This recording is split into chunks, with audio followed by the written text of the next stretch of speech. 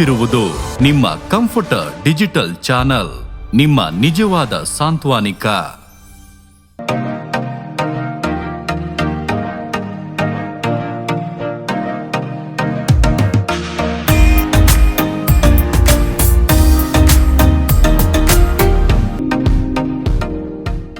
Hello Igniters, praise the Lord. Again welcome back to Igniters Live Fellowship.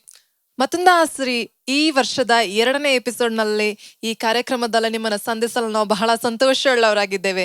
ಕಳೆದ ಬಾರಿ ಅನೇಕ ಕಾರ್ಯಕ್ರಮಗಳಲ್ಲಿ ಸಹ ನೀವು ಪಾಲ್ಗೊಂಡು ಇದನ್ನ ನೋಡಿ ಆಶೀರ್ವದಿಸಲ್ಪಟ್ಟಿದ್ದೀರಿ ಎಂಬುದಾಗಿ ನಾನು ನಂಬುತ್ತೇನೆ. ಅದೇ ರೀತಿಯಾಗಿ ಈ ಸಮಯದಲ್ಲೂ ಈ ಕಾರ್ಯಕ್ರಮದಲ್ಲೂ ಸಹ ದೇವರು ನಿಮ್ಮನ್ನ ಸಂಧಿಸ್ಲಿಕ್ಕಿದ್ದಾರೆ. ಅನೇಕ ಜನ ಹೊಸಬ್ರಾಗಿ ಇವತ್ತಿನ ದಿನ ನೀವು ನೋಡ್ತಾ ಇದ್ದೀರಲ್ವಾ. ಇವತ್ತಿನ ದಿನ ನಿಮ್ಗೆ ಒಂದು ಶುಭ ವರ್ತಮಾನ ಏನಂದ್ರೆ ಯೇಸು ಸ್ವಾಮಿ ನಿಮ್ಮೊಟ್ಟಿಗೆ ಮಾತಾಡುವಂತ ಸಮಯವಾಗಿದೆ. ಸೊ ಈ ಟೈಮಲ್ಲಿ ನಾವು ಜಾಸ್ತಿ ಸಮಯ ತೆಗೆದುಕೊಳ್ಳೋದೆ ಅನೇಕ ಪ್ರೋಗ್ರಾಮ್ಸ್ಗಳು ನಿಮ್ಗಾಗಿ ಕಾಯ್ತಾ ಇದೆ. ಸೊ ಹಂಗಾಗಿ ಅದಕ್ಕಿಂತ ಮುಂಚಿತವಾಗಿ ಒಂದು ಅನೌನ್ಸ್ಮೆಂಟ್ ಏನಂದ್ರೆ, ನಿಮ್ಮೆಲ್ಲ ಮೊಬೈಲ್ಸ್ಗಳನ್ನ ತೆಗೆದುಕೊಂಡು ಎಲ್ಲ ನಿಮ್ಮ ಫ್ರೆಂಡ್ಸ್ಗಳಿಗೆ, ನಿಮ್ಮ ರಿಲೇಟಿವ್ಸ್ಗಳಿಗೆ ಈ ಲಿಂಕ್ನ ಶೇರ್ ಮಾಡಿ. ದೇವರು ಅವರೊಟ್ಟಿಗೆ ಸಹ ಮಾತನಾಡಿ ಅದ್ಭುತಗಳನ್ನು ಮಾಡ್ಲಿಕ್ಕಿದ್ದಾರೆ. ಸೊ ಹಂಗಾಗಿ ಈ ಒಂದು ಆಶೀರ್ವಾದ ಸಮಯವನ್ನು ಅವರು ಸಹ ಭಾಗವಹಿಸಿ ಆಶೀರ್ವಾದವನ್ನು ಹೊಂದಿಕೊಳ್ಳಲಿ. ಮತ್ತೆ ಅದೇ ರೀತಿಯಾಗಿ ನಾವು ನೋಡ್ಬೇಕಾದ್ರೆ ಕಳೆದ ಎಲ್ಲಾ ಪ್ರೋಗ್ರಾಮ್ಸ್ಗಳಲ್ಲೂ ಸಹ ನಾವು ಈ ಬೀದರಿಂದ, ನಾವು ಗುಲ್ಬರ್ಗಾ ಇಂದ, ನಾವು ಯಾದಗಿರಿಯಿಂದ, ಸೊ ಅದೇ ರೀತಿಯಾಗಿ ನಾವು ಧಾರವಾಡಿಂದ, ರಾಯಚೂರಿಂದ, ಬೇರೆ ಬೇರೆ ಡಿಸ್ಟ್ರಿಕ್ಟ್ಗಳಿಂದ ನಾವು ವೀಕ್ಷಿಸ್ತಾ ಇದ್ದೀವಿ ಎಂಬುದಾಗಿ ನೀವೇನ್ ಮಾಡಿದ್ರಿ ಒಂದು ಕಮೆಂಟ್ ಬಾಕ್ಸ್ ಅಲ್ಲಿ ಹಾಕ್ತಾ ಇದ್ರಿ. ಸೊ ಅದೇ ರೀತಿ ತುಂಬಾ ಖುಷಿ ಆಯ್ತು. ಈ ಪ್ರೋಗ್ರಾಮ್ಸ್ ಅನೇಕ ಕಡೆ ಹೋಗ್ತಾ ಇದೆ. Not only in India, out of ಕಂಟ್ರಿನೂ ಸಹ ತುಂಬಾ ಜನ ಇದನ್ನ ನೋಡ್ತಾ ಇದ್ದಾರೆ, ಅಲ್ಲಿಂದನೂ ಸಹ ಲೈಕ್ಸ್ ಮಾಡ್ತಾ ಇದ್ದಾರೆ ಎಂಬುದಾಗಿ ನಮ್ಗೆ ಗೊತ್ತಾಯ್ತು. ಮತ್ತೆ ಅದೇ ರೀತಿಯಾಗಿ ಅನೇಕ ಜನ ಅದರಲ್ಲಿ ತಮ್ಮ ಒಂದು ಸಾಕ್ಷಿಗಳನ್ನ ಶೇರ್ ಮಾಡಿಕೊಂಡ್ರು. ಅವ್ರಿಗಾಗಿ ದೇವ್ರು ಮಾತಾಡಿದ ಕಾರ್ಯ ಅದ್ಭುತಗಳನ್ನು ಸಹ ಶೇರ್ ಮಾಡಿಕೊಂಡು ದೇವ್ರನ್ನ ಘನಪಡಿಸಿದ್ರು. ಈ ದಿನ ದೇವ್ರು ನಿಮ್ಮೊಟ್ಟಿಗೆ ಮಾತನಾಡಿದ್ದಾರೆ. ಈ ದಿನ ದೇವ್ರು ನಿಮ್ಗೆ ಒಂದು ಅದ್ಭುತ ಮಾಡಿದ್ದಾರೆ. ನೀವು ಸಹ ಒಂದು ಸಾಕ್ಷಿಯನ್ನು ಶೇರ್ ಮಾಡಿ ದೇವರ ನಾಮವನ್ನು ಘನಪಡಿಸಿ. ಸೊ ಎಲ್ಲೆಲ್ಲಿಂದ ನೀವು ವೀಕ್ಷಿಸ್ತಾ ಇದ್ದೀರಾ, ನೋಡ್ತಾ ಇದ್ದೀರಾ ಎಂಬುದಾಗಿ ಕಮೆಂಟ್ ಮಾಡೋದನ್ನ ಮರೆಯಕ್ಕೆ ಹೋಗ್ಬೇಡಿ. ಅದು ಮಾತ್ರವಲ್ಲದೆ ಇವತ್ತಿನ ದಿನ ಅನೇಕ ಪ್ರೋಗ್ರಾಮ್ಸ್ಗಳಲ್ಲಿ ಒಂದು ಸೆಷನ್ಗಳಲ್ಲಿ ದೇವ್ರು ನಿಮ್ಮೊಟ್ಟಿಗೆ ಮಾತಾಡ್ಲಿಕ್ಕಿದ್ದಾರೆ. ಎಲ್ಲದ್ರ ಮೇಲೂ ಸಹ ದೇವರ ಆಳ್ವಿಕೆ ಇರಲಿ ಎಂಬುದಾಗಿ ನಾವು ಈ ಸಮಯದಲ್ಲಿ 1 ನಿಮಿಷ ಕಣ್ಗಳನ್ನು ಮುಚ್ಚಿ ನಾವು ಪ್ರಾರ್ಥನೆ ಮಾಡಿ, ದೇವ್ರೆ ನನ್ನೊಟ್ಟಿಗೆ ಮಾತನಾಡಿ ಎಂಬುದಾಗಿ ನಾವು ಕೇಳಿಕೊಳ್ಳೋಣ. ದೇವ್ರ ವಾಕ್ಯ ಹೇಳುತ್ತದೆ, ಬೇಡಿಕೊಳ್ಳುವ ಯಾವನು ಹೊಂದುವನು ಎಂಬುದಾಗಿ. ಸೊ ಹಂಗಾಗಿ ನಾವು ಕಣ್ಗಳನ್ನ ಮುಚ್ಚಿ 1 ನಿಮಿಷ ದೇವ್ರೆ ನನ್ನೊಟ್ಟಿಗೆ ಮಾತನಾಡಿ ಎಂಬುದಾಗಿ ನಾವು ಕೇಳೋಣ. ಪ್ರೀತಿ ಸ್ವರೂಪನಾದ ದೇವರೇ, ನಿಮ್ಗೆ ಕೋಟಿ ಸ್ತೋತ್ರ ಮಾಡ್ತೇವೆ ಸ್ವಾಮಿ. ಮತ್ತೊಂದು ಆವರ್ತಿ ಕರ್ತನೆ ಈ ಕಾರ್ಯಕ್ರಮದ ಮುಖಾಂತರವಾಗಿ ಕರ್ತನೆ ನಮ್ಮ ದೇಶದಾದ್ಯಂತ ಒಂದು ಕರ್ತನೆ ಏಸಪ್ಪ ಸಂಧಿಸುವಂತೆ ಕೃಪೆ ಕೊಟ್ಟಿದ್ದಕ್ಕಾಗಿ ನಿಮ್ಗೆ ಕೋಟಿ ಕೃತಜ್ಞತನ ಸಲ್ಲಿಸ್ತೇವೆ ದೇವನೇ. ಅನೇಕ ಜನಗಳು ಈ ಪ್ರೋಗ್ರಾಮ್ ಮುಖಾಂತರವಾಗಿ ಆಶೀರ್ವಾದವನ್ನು ಹೊಂದಿಕೊಳ್ಳಿಕ್ಕಾಗುವಂತೆ ಬಾಗಿಲು ತೆರೆಯಲ್ಪಟ್ಟದಕ್ಕಾಗಿ ಸ್ತೋತ್ರ. ಅದೇ ರೀತಿಯಾಗಿ ಸ್ವಾಮಿ ಈ ಸಮಯದಲ್ಲಿ ನಡೆಯುವಂಥ ಎಲ್ಲಾ ಸೆಷನ್ಗಳ ಮೇಲೆ ದೇವರೇ ನಿಮ್ಮ ಆಳ್ವಿಕೆ ಇರಲಿ ಎಂಬುದಾಗಿ ನಾವು ಪ್ರಾರ್ಥಿಸ್ತೇವೆ. ನಿಮ್ಮ ಪ್ರಸನ್ನತೆ ಇರಲಿ ಎಂಬುದಾಗಿ ನಾವು ಪ್ರಾರ್ಥಿಸ್ತೇವೆ. ಯಾರ್ಯಾರೆಲ್ಲ ನೋಡುತ್ತಾ ಇದ್ದಾರೋ ಸ್ವಾಮಿ, ಅವರ ಕೋಣೆಗಳಲ್ಲಿ ಕರ್ತನೆ, ಅವರ ಇರುವಂತ ಸ್ಥಳದಲ್ಲಿ ಸ್ವಾಮಿ ದೇವ ಪ್ರಸನ್ನತೆ ಆಳ್ವಿಕೆ ಮಾಡಲಿ ಎಂಬುದನ್ನು ನಾವು ಪ್ರಾರ್ಥಿಸ್ತೇವೆ. ದೇವರ ಆತ್ಮರೇ, ನೀವು ತಾನೇ ಆರಂಭದಿಂದ ಕಡೆಯವರೆಗೂ ನಮ್ಮ ಸಂಗಡ ಇದ್ದು ನಮ್ಮ ನಡೆಸುವುದಕ್ಕಾಗಿ ಸ್ತೋತ್ರ ಮಾಡುತ್ತಾ ಯೇಸು ಕ್ರಿಸ್ತನ ನಾಮದಲ್ಲಿ ಪ್ರಾರ್ಥಿಸಿ ಬೇಡಿ ಹೊಂದುತ್ತೇವೆ ಜೀವುಳ್ಳ ಪರಲೋಕ ತಂದೆಯಾದ ದೇವರೇ, ಆಮೇನ್. ಇಗ್ನೈಟರ್ಸ್, ನೀವೆಲ್ಲ ಕಾಯ್ತಿರುವಂತ ಅನೇಕ ಸೆಷನ್ಸ್ಗಳು ನಿಮಗೋಸ್ಕರ ವೆಯ್ಟ್ ಮಾಡ್ತಾ ಇದೆ. ಸೊ ದೇವ್ರು ನಿಮ್ಮನ್ನು ಸಂಧಿಸುವಂತ ಸಮಯ, ದೇವ್ರು ನಿಮ್ಮೊಟ್ಟಿಗೆ ಮಾತಾಡುವಂತ ಸಮಯ, ಅದುವೇ ಮುಖ್ಯವಾದ ಸೆಷನ್ಗೆ ನಾವು ಬಂದಿದ್ದೇವೆ. Let's move on to singing session.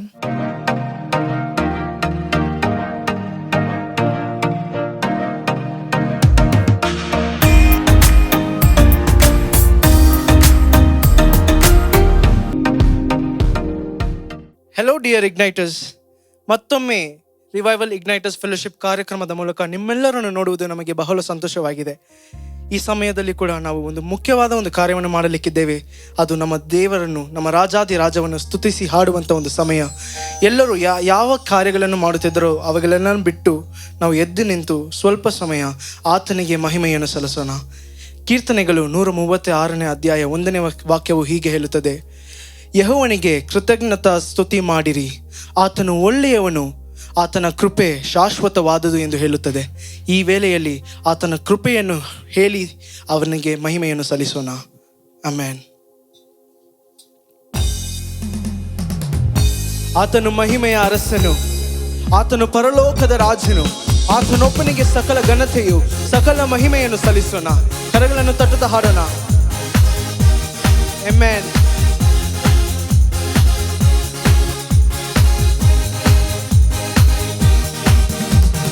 ಮಹಿಮೆಯ ಅರಸನೆ ನಿನ್ನ ಆತ್ಮದಿ ಆರಾಧಿಸುವೆ, ಪರಲೋಕ ರಾಜನೆ ನಿನ್ನ ನಿತ್ಯವೂ ಆರಾಧಿಸುವೆ. ಮಹಿಮೆಯ ಅರಸ, ಮಹಿಮೆಯ ಅರಸನೆ ನಿನ್ನ ಆತ್ಮದಿ ಆರಾಧಿಸುವೆ, ಪರಲೋಕ ರಾಜನೆ ನಿನ್ನ ನಿತ್ಯವೂ ಆರಾಧಿಸುವೆ. ಯೇಸುವೆ ನಿನ್ನ ಸ್ತುತಿಸುವೆವು, ರಾಜನೇ ನಿನ್ನ ಆರಾಧಿಸುವೆವು. ಯೇಸುವೆ ನಿನ್ನ ಸ್ತುತಿಸುವೆವು, ರಾಜನೇ ನಿನ್ನ ಆರಾಧಿಸುವೆವು. ಮಹಿಮೆಯ ಅರಸನೆ ನಿನ್ನ ಆತ್ಮದಿ ಆರಾಧಿಸುವೆ, ಪರಲೋಕ ರಾಜನೆ ನಿನ್ನ ನಿತ್ಯವೂ ಆರಾಧಿಸುವೆ. ಮಹಿಮೆಯ ಅರಸನೆ ನಿನ್ನ ಆತ್ಮದಿ ಆರಾಧಿಸುವೆ, ಪರಲೋಕ ರಾಜನೆ ನಿನ್ನ ನಿತ್ಯವೂ ಆರಾಧಿಸುವೆ. ಆತನು ಕೃಪೆಯಲ್ಲಿ ಐಶ್ವರ್ಯನಾಗಿರುವಂತ ದೇವರು, ಸರ್ವವನ್ನು ಆಳುವಂತ ರಾಜನು, ಆತನಿಗೆ ಮಹಿಮೆಯನ್ನು ಸಲ್ಲಿಸೋಣ.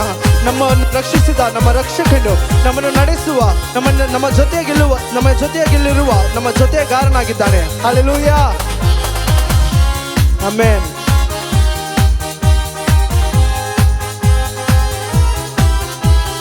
ಕೃಪೆಯಲ್ಲಿ ಐಶ್ವರ್ಯನೇ ನಿನ್ನನ್ನೇ ಆರಾಧಿಸುವೆ, ಸರ್ವವನ್ನು ಆಳುವವನೇ ನಿನ್ನನ್ನೇ ಹೇಳೋಣ.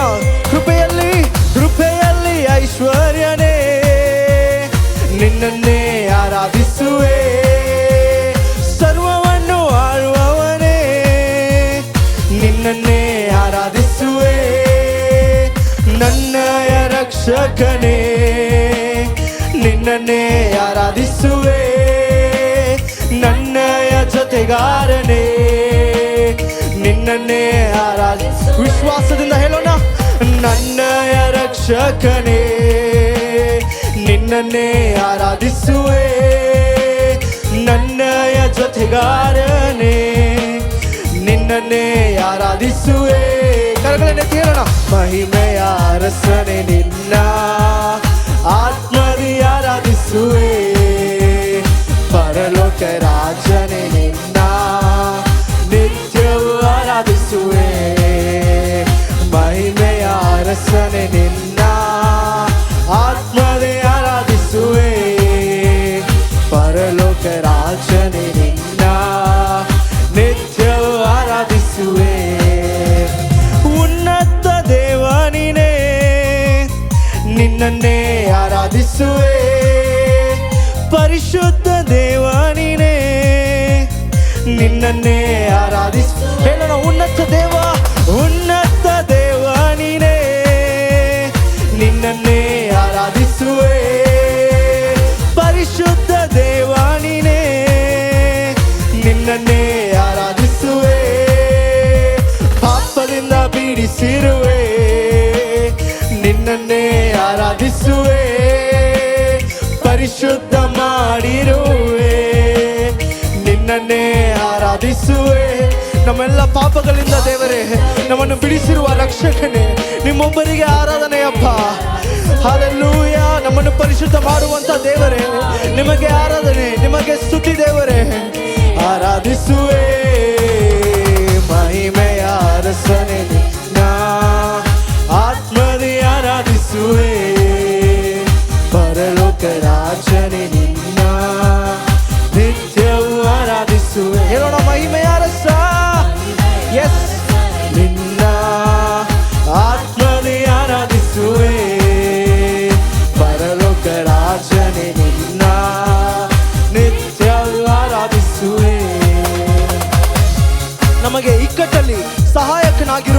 ದೇವರು, ನಮ್ಮಯ ಜೊತೆಗಾರನಾಗಿರುವಂತ ನಮ್ಮ ದೇವರು ಎಂದಿಗೂ ನಮ್ಮನ್ನು ಕರ ಬಿಡದೆ, ನಮ್ಮನ್ನು ಕರ ಹಿಡಿದು ನಡೆಸುವಂತ ದೇವರಾಗಿದ್ದಾರೆ. Hallelujah, amen. Thank you Lord. S,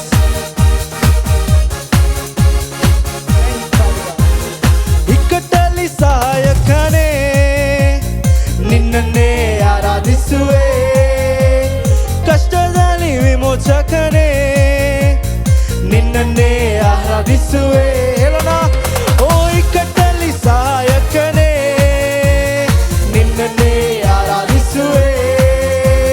ಕಷ್ಟದಲ್ಲಿ ವಿಮೋಚಕನೇ, ನಿನ್ನನ್ನೇ ಆರಾಧಿಸುವೆ. ನನ್ಬಾಲ ಜಯವು ನೀನೇ, ನಿನ್ನನ್ನೇ ಆರಾಧಿಸುವೆ. ನನ್ಬಾಲ ಬಲವು ನೀನೇ, ನಿನ್ನನ್ನೇ ಆರಾಧಿಸುವೆ. ಹೇಳೋಣ, ನನ್ನ ಬಾಲದ ಜಯವು, ಬಾಲ ಜಯವು ನೀನು. ನಿಮ್ಮೊಬ್ಬರಿಗೆ ಆರಾಧನೆ ಸಪ್ಪ, ಆರಾಧಿಸುವೆ. ನನ್ನ ಬಾಲ ಬಲವು ನೀನೇ, ನಿಮ್ಮನ್ನೇ ಆರಾಧಿಸುವೆ. ಮಹಿಮೆಯ ಸಂತೋಷದಿಂದ ಕರಗಳನ್ನು ಕಟ್ಟುತ್ತಾ ಉತ್ಸಾಹದಿಂದ ಹಾಡೋಣ. ಆ ಮಹಿಮೆಯ ಅರಸನನ್ನು, ಆ ಪರಲೋಕ ರಾಜನನ್ನು ಸ್ತುತಿಸುತ್ತಾ ಹಾಡೋಣ. ಓ ನಿತ್ಯವೂ ಆರಾಧಿಸುವೆ. ಮಹಿಮೆಯ ಅರಸನೇ ನಿನ್ನ, ನನ್ನ ಆತ್ಮನೇ ಆರಾಧಿಸುವೆ. ಪರಲೋಕ ರಾಜನೇ ನಿನ್ನ, ನಿತ್ಯವೂ ಆರಾಧಿಸುವೆ. ಯೇಸುವೆ, ಯೇಸುವೆ ನಿನ್ನ ಸ್ತುತಿಸುವೆನು. ರಾಜನೇ ನಿನ್ನ ಆರಾಧಿಸುವೆನು. ಹೇಳೋಣ, ಯೇಸುವೆ ನಿನ್ನ ಸ್ತುತಿಸುವೆನು. ರಾಜನೇ ನಿನ್ನ ಮತ್ತೊಮ್ಮೆ ಹೇಳೋಣ, ಯೇಸುವೆ ನಿನ್ನ ಸ್ತುತಿಸುವೆನು. ರಾಜನೇ ನಿನ್ನ ಆರಾಧಿಸು. ಯೇಸುವೆ, ಯೇಸುವೆ ನಿನ್ನ ಸ್ತುತಿಸುವೆನು. ರಾಜನೇ ನಿನ್ನ ಆರಾಧಿಸುವೆನು. ಮಹಿಮೆಯ ಅರಸನೇ ನಿನ್ನ, ಆತ್ಮನೇ ಆರಾಧಿಸುವೆ. ಪರಲೋಕ ರಾಜನೇ ನಿನ್ನ, ನಿತ್ಯವೂ ಆರಾಧಿಸು. ಹೇಳೋಣ, ಮಹಿಮೆಯ ಅರಸ, ಮಹಿಮೆಯ ಅರಸನೇ ನಿನ್ನ, ಆತ್ಮನೇ ಆರಾಧಿಸುವೆ. ಪರಲೋಕ ರಾಜನೇ ನಿನ್ನ, ನಿತ್ಯವೂ ಆರಾಧಿಸುವೆ. ಹೇಳೋಣ, ಯೇಸುವೆ, ಯೇಸುವೆ ನಿನ್ನ ಸ್ತುತಿಸುವೆನು. ರಾಜನೇ ನಿನ್ನ ಆರಾಧಿಸು. ಆತನೊಬ್ಬನೇ ಆರಾಧನೆಗೆ ಯೋಗ್ಯನು, ಆತನೊಬ್ಬನೇ ಸ್ತುತಿಗೆ ಪಾತ್ರನು. ರಾಜನೇ ನಿನ್ನ ಆರಾಧಿಸುವೆನು. ಯೇಸುವೆ ನಿನ್ನ ಸ್ತುತಿಸುವೆನು. ರಾಜನೇ ನಿನ್ನ ಆರಾಧಿಸುವೆನು. ಯೇಸುವೆ ನಿನ್ನ ಸ್ತುತಿಸುವೆನು. ರಾಜನೇ ನಿನ್ನ ಆರಾಧಿಸುವೆನು. ಮಹಿಮೆಯ ಅರಸನೇ ನಿನ್ನ, ಆತ್ಮನೇ ಆರಾಧಿಸುವೆ. ಪರಲೋಕ ರಾಜನೇ ನಿನ್ನ, ನಿತ್ಯವೂ ಮಹಿಮೆಯ ಅರಸ, ಮಹಿಮೆಯ ಅರಸನೇ ನಿನ್ನ, ಆತ್ಮನೇ ಆರಾಧಿಸುವೆ. ಪರಲೋಕ ರಾಜನೇ ನಿನ್ನ, ನಿತ್ಯವೂ ಆರಾಧಿಸುವೆ. ಹಲ್ಲೆಲೂಯಾ. ಆತನು ಒಬ್ಬನೇ ಆರಾಧನೆಗೆ ಪಾತ್ರನಾಗಿರುವಂಥ ದೇವರಾಗಿದ್ದಾನೆ. ಇನ್ನೊಂದು ಹಾಡನ್ನು ಹಾಡಲಿಕ್ಕಿದ್ದೇವೆ. ಕೃಪೆಯಿಂದ ನೆಲೆ ನಿಂತುವೆವು, ದೇವ ಕೃಪೆಯಿಂದ ನೆಲೆ ನಿಂತುವೆವು. ಹೌದಲ್ವಾ? ನಾವು ಮೊದಲನೇದಾಗಿ ಕೀರ್ತನೆಗಳಲ್ಲಿ ಓದಿದಂತಹ ವಾಕ್ಯವು ಅದೇ ಹೇಳುತ್ತಿದೆ, ಆತನ ಕೃಪೆಯು ಶಾಶ್ವತವುಳ್ಳದು. ಆಮೇಲೆ ಸೇರಿ ಹಾಡೋಣ, ಕೃಪೆಯಿಂದ ನೆಲೆ ನಿಂತುವೆವು. Thank you Lord Jesus. ನಿಮ್ಮ ಕೃಪೆಗಾಗಿ ವಂದನೆ ದೇವರೇ. ನೀವು ನಮ್ಮ ಮೇಲೆ ತೋರಿರುವಂತ ಕೃಪೆಗಳಿಗಾಗಿ ಸ್ತೋತ್ರ ಯೇಸಪ್ಪ.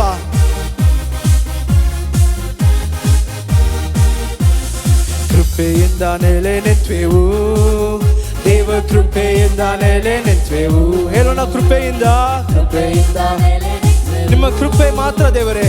ಕೃಪೆಯಿಂದ ನೆಲೆ ನಿಂತುವೆವು. ಹೇಳೋಣ, ಕೃಪೆ ಕೃಪೆ ಕೃಪೆ ಕೃಪೆ ಕೃಪೆ ಕೃಪೆ ಕೃಪೆ ಕೃಪೆ ಕೃಪೆಯಿಂದ ನೆಲೆ ನಿಂತುವೆವು, ದೇವ ಕೃಪೆಯಿಂದ ನೆಲೆ ನಿಂತುವೆವು. ಹೇಳೋಣ, ಕೃಪೆಯಿಂದ ಕೃಪೆಯಿಂದ ನೆಲೆ ನಿಂತುವೆವು, ದೇವ ಕೃಪೆಯಿಂದ ನೆಲೆ ನಿಂತುವೆವು.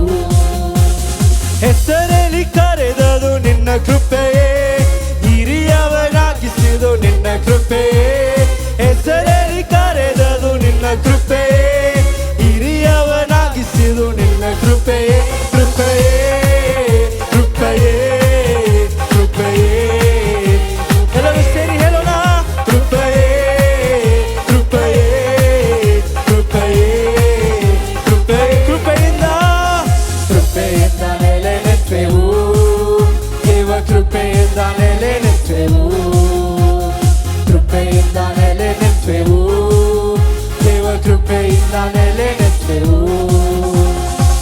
ಒಂದು ವೇಳೆ ನಿಮ್ಮ ಹೃದಯದಲ್ಲಿ ಏನೋ ಒಂದು ಭಾರ ಇರಬಹುದು, ಏನೋ ಒಂದು ದುಃಖ ಇರಬಹುದು, ಅವೆಲ್ಲವನ್ನು ಯೇಸು ಈ ಕಾರ್ಯಕ್ರಮವನ್ನು ನೋಡುತ್ತಿರುವಾಗಲೇ ಅದನ್ನು ನೀಗಿಸಲು ಶಕ್ತನಾಗಿದ್ದಾನೆ. ಹಲ್ಲೆಲೂಯಾ. ಕಟ್ಟುಗಳ ಬಿಡಿಸಿದು ನಿನ್ನ ಕೃಪೆಯೇ, ಕಾಯಗಳ ಕಟ್ಟಿಯದು ನಿನ್ನ ಕೃಪೆಯೇ. ಕಟ್ಟುಗಳ ಬಿಡಿಸಿದು ನಿನ್ನ ಕೃಪೆಯೇ, ಕಾಯಗಳ ಕಟ್ಟಿಯದು ನಿನ್ನ ಎಲ್ಲ ಕೃಪೆ. ಕೃಪೆಯೇ ಕೃಪೆಯೇ ಕೃಪೆಯೇ ಕೃಪೆಯೇ ಕೃಪೆಯೇ ಕೃಪೆಯೇ ಕೃಪೆಯೇ ಎಲ್ಲ ಕೃಪೆಯೇ ಕೃಪೆಯೇ ಕೃಪೆಯೇ ಕೃಪೆಯೇ. ನಿಮ್ಮ ಕೃಪೆ ಮಾತ್ರ ದೇವರೇ. ಕೃಪೆಯೇ ಕೃಪೆಯೇ ಕೃಪೆಯೇ ಕೃಪೆಯೇ. ಒಂದು ವೇಳೆ ವ್ಯಾಧಿಯಿಂದ ರೋಗದಿಂದ ಈ ಕಾರ್ಯಕ್ರಮವನ್ನು ನೋಡುತ್ತಿರುವ ನನ್ನ ಪ್ರಿಯ ಸಹೋದರನೇ ಸಹೋದರಿಯೇ, ನಿನ್ನ ಜೀವಿತದಲ್ಲಿ ಒಂದು ಅದ್ಭುತವನ್ನು ಮಾಡಲು ಕ್ರಿಸ್ತನು ಶಕ್ತನಾಗಿದ್ದಾನೆ. ನಿನ್ನ ಶರೀರದಲ್ಲಿ ಯಾವುದೇ ರೋಗವಿದ್ದರೂ ಅದನ್ನು ಮರೆಯಿಸಲು ಯೇಸು ಕ್ರಿಸ್ತನಿಗೆ ಸಾಧ್ಯವಾಗಿದೆ. ಹಲ್ಲೆಲೂಯಾ. ಅದ್ಭುತವ ಮಾಡಿಯದು ನಿನ್ನ ಕೃಪೆಯೇ, ವರಗಳ ನೀಡಿಯದು ನಿನ್ನ ಕೃಪೆಯೇ.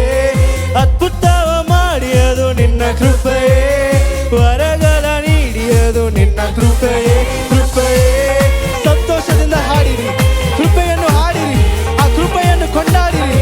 ಓ ಕೃಪೆಯೇ ಕೃಪೆಯೇ ಕೃಪೆಯೇ ಹೇಳೋಣ. ಕೃಪೆಯೇ ಕೃಪೆಯೇ ಕೃಪೆಯೇ ಕೃಪೆಯೇ ಕೃಪೆಯೇ ಕೃಪೆಯೇ ಕೃಪೆಯೇ ಕೃಪೆಯೇ ಕೃಪೆಯೇ.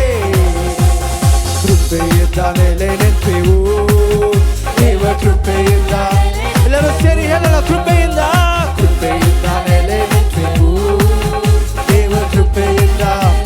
ಕೃಪೆಯೇ ಕೃಪೆಯೇ ಕೃಪೆಯೇ ಕೃಪೆಯೇ ಕೃಪೆಯೇ ಕೃಪೆಯೇ ಕೃಪೆಯೇ ಕೃಪೆಯೇ ಎಲ್ಲ ನಿನ್ನ ಕೃಪೆ. Yes, Jesus. ನಿಮ್ಮ ಕೃಪೆ ಮಾತ್ರ ದೇವರೇ, ನಿಮ್ಮ ಕೃಪೆ ಮಾತ್ರ ಸಾಕು. ಕೃಪೆಯೇ ಕೃಪೆಯೇ ಕೃಪೆಯೇ ಕೃಪೆಯೇ ಎಲ್ಲ ನಿನ್ನ ಕೃಪೆಯು ನನಗೆ. ಎಲ್ಲ ನಿನ್ನ ವಿಶ್ವಾಸದಿಂದ ಹೇಳ್ತೀರಾ, ಎಲ್ಲ ನಿನ್ನ ಕೃಪೆ ಮಾತ್ರ ದೇವರೇ. ಓ ನನಗೆ ಎಲ್ಲ ಪಾಪದಿಂದ ಬಿಡಿಸಿದು ನಿನ್ನ ಕೃಪೆಯು, ಪರಿಶುದ್ಧಗೊಳಿಸಿದು ನಿನ್ನ ಕೃಪೆಯು. ಪಾಪದಿಂದ ಬಿಡಿಸಿದು ನಿನ್ನ ಕೃಪೆಯು, ಪರಿಶುದ್ಧಗೊಳಿಸಿದು ಎಲ್ಲ ನಿನ್ನ ಕೃಪೆ. ಎಲ್ಲ ನಿನ್ನ ಕೃಪೆಯು ನನಗೆ. ಎಲ್ಲ ನಿನ್ನ ಕೃಪೆ ಮಾತ್ರ ದೇವರೇ. ಎಲ್ಲ ನಿನ್ನ ಕೃಪೆಯು ನನಗೆ. ಎಲ್ಲ ರಕ್ಷಣೆ ನೀಡಿದು ನಿನ್ನ ಕೃಪೆಯು, ಪ್ರತಿ ಮಾರ್ಗವ ನಡೆಸಿದು ನಿನ್ನ ಕೃಪೆಯು. ರಕ್ಷಣೆ ನೀಡಿದು ನಿನ್ನ ಕೃಪೆಯು, ಸತ್ಯ ಮಾರ್ಗವ ಅರಿತದು ನಿನ್ನ ಕೃಪೆ. ಎಲ್ಲ ಎಲ್ಲ ನಿನ್ನ ಕೃಪೆಯು ನನಗೆ. ಎಲ್ಲ ನಿನ್ನ ಕೃಪೆಯು ಎಲ್ಲ ನಿನ್ನ ಕೃಪೆಯು ನನಗೆ. ಎಲ್ಲ ನಿನ್ನ ಕೃಪೆ ಮಾತ್ರ ದೇವರೇ. ಆತ್ಮವ ವರವು ನಿನ್ನ ಕೃಪೆಯು, ಪವಿತ್ರಾತ್ಮನ ಫಲವು ನಿನ್ನ ಕೃಪೆಯು. ಆತ್ಮನ ವರವು ನಿನ್ನ ಕೃಪೆಯು, ಪವಿತ್ರಾತ್ಮನ ಫಲವು ಎಲ್ಲ ನಿನ್ನ ಕೃಪೆ. ಎಲ್ಲ ನಿನ್ನ ಕೃಪೆಯು ನನಗೆ. ಎಲ್ಲ ನಿನ್ನ ಕೃಪೆ ಮಾತ್ರ ಯೇಸುವೇ. ಯೇಸು ನನಗೆ. ಎಲ್ಲ ಯಾವುದೋ ಒಂದು ಕಾರ್ಯ ನಿಮ್ಮ ಹೃದಯವನ್ನು ತುಂಬಾ ಭಾರಪಡಿಸುತ್ತಾ ಇದೆ, ಯಾವುದೋ ಒಂದು ಕಾರ್ಯ ನಿಮಗೆ ಶಾಂತಿ ಇಲ್ಲದೆ ಮಾಡುತ್ತಾ ಇದೆ. ಈ ಕಾರ್ಯಕ್ರಮವನ್ನು ನೋಡುತ್ತಿರುವಾಗಲೇ ನಿಮ್ಮ ಹೃದಯದಲ್ಲಿ ಪವಿತ್ರಾತ್ಮನ ಒಂದು ಸಮಾಧಾನವು ನಿಮ್ಮ ಹೃದಯವನ್ನು ತುಂಬಿಸುತ್ತದೆ. ಹಲ್ಲೆಲೂಯಾ.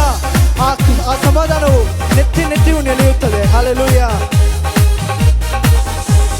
ಶಾಂತಿಯ ನೀಡಿದು ನಿನ್ನ ಕೃಪೆಯು, ಸಂತೋಷಗೊಳಿಸಿದು ನಿನ್ನ ಕೃಪೆಯು.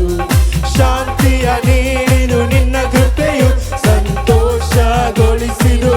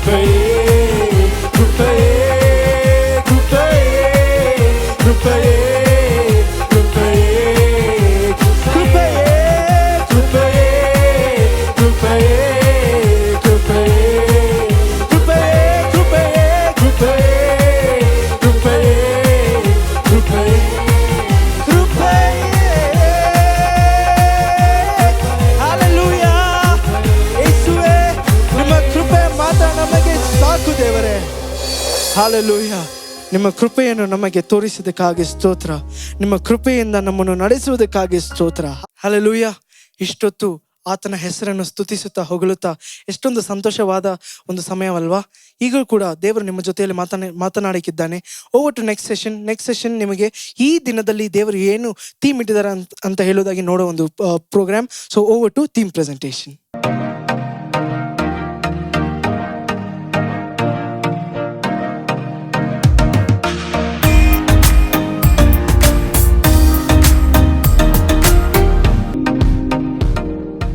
ಇಷ್ಟು ಸಮಯ ನಾವು ದೇವರನ್ನು ಆರಾಧಿಸಿ ಚೆನ್ನಾಗಿ ಆತನನ್ನು ಸ್ತುತಿಸಿದೇವಲ್ವಾ? ಎಷ್ಟು ಸಂತೋಷವಾಗಿತ್ತಲ್ಲ ಆತನನ್ನು ಆರಾಧಿಸುವಾಗ. ಈಗ ಕೂಡ ನಾವು ಥೀಮ್ ಪ್ರೆಸೆಂಟೇಷನ್ ನೋಡೋಣ. ಥೀಮ್ ಪ್ರೆಸೆಂಟೇಷನ್ಗೆ ಹೋಗೋಕ್ಕೂ ಮುಂಚೆ ನೀವೆಲ್ಲರೂ ಒಂದು ವಿಷಯನ ಜ್ಞಾಪಕ ಮಾಡ್ಕೊಳ್ಬೇಕು.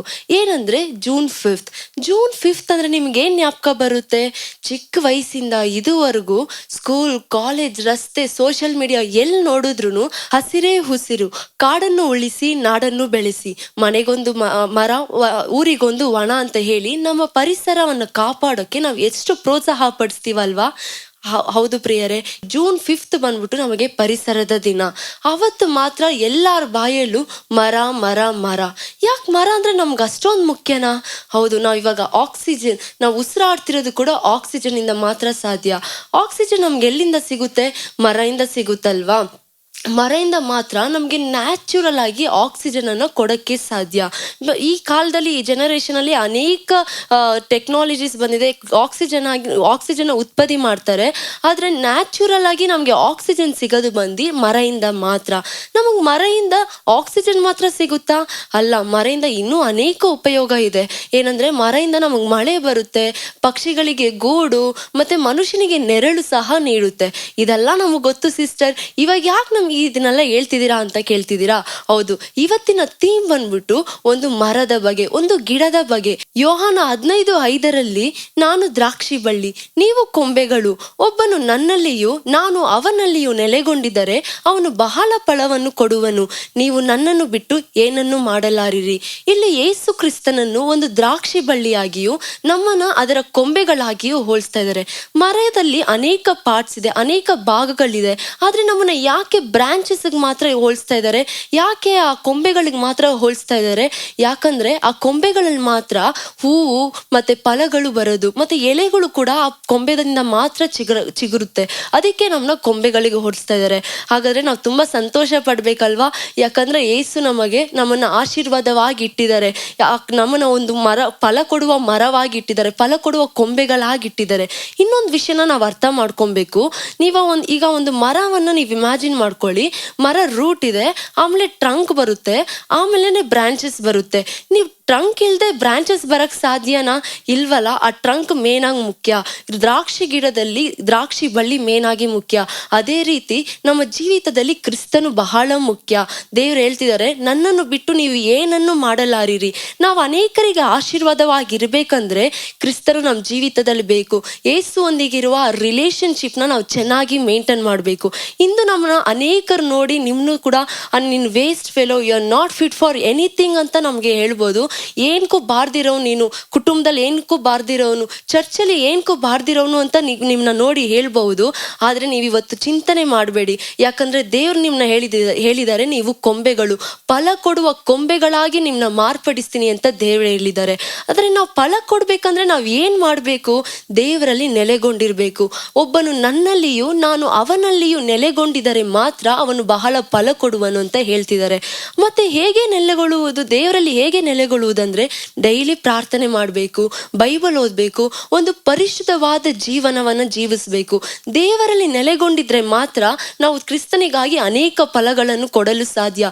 ಹೇಗೆ ಒಂದು ಮರ ಅನೇಕ ಕಾರ್ಯಗಳಿಗೆ ಉಪಯೋಗವಾಗಿದೆಯೋ ಹಾಗೆ ಯೇಸು ಕ್ರಿಸ್ತನು ನಮ್ಮನ್ನ ಅನೇಕ ಕಾರ್ಯಗಳಿಗೆ ಉಪಯೋಗವುಳ್ಳ ಮರವಾಗಿ ನಮ್ಮನ್ನ ಮಾರ್ಪಡಿಸ್ತಾರೆ. ಈ ಥೀಮ್ ನಿಮ್ಗೆ ತುಂಬಾ ಉಪಯೋಗ ಉಳ್ಳದಾಗಿತ್ತು ಅಂತ ನಾನು ನಂಬ್ತೀನಿ. Over to testimony session.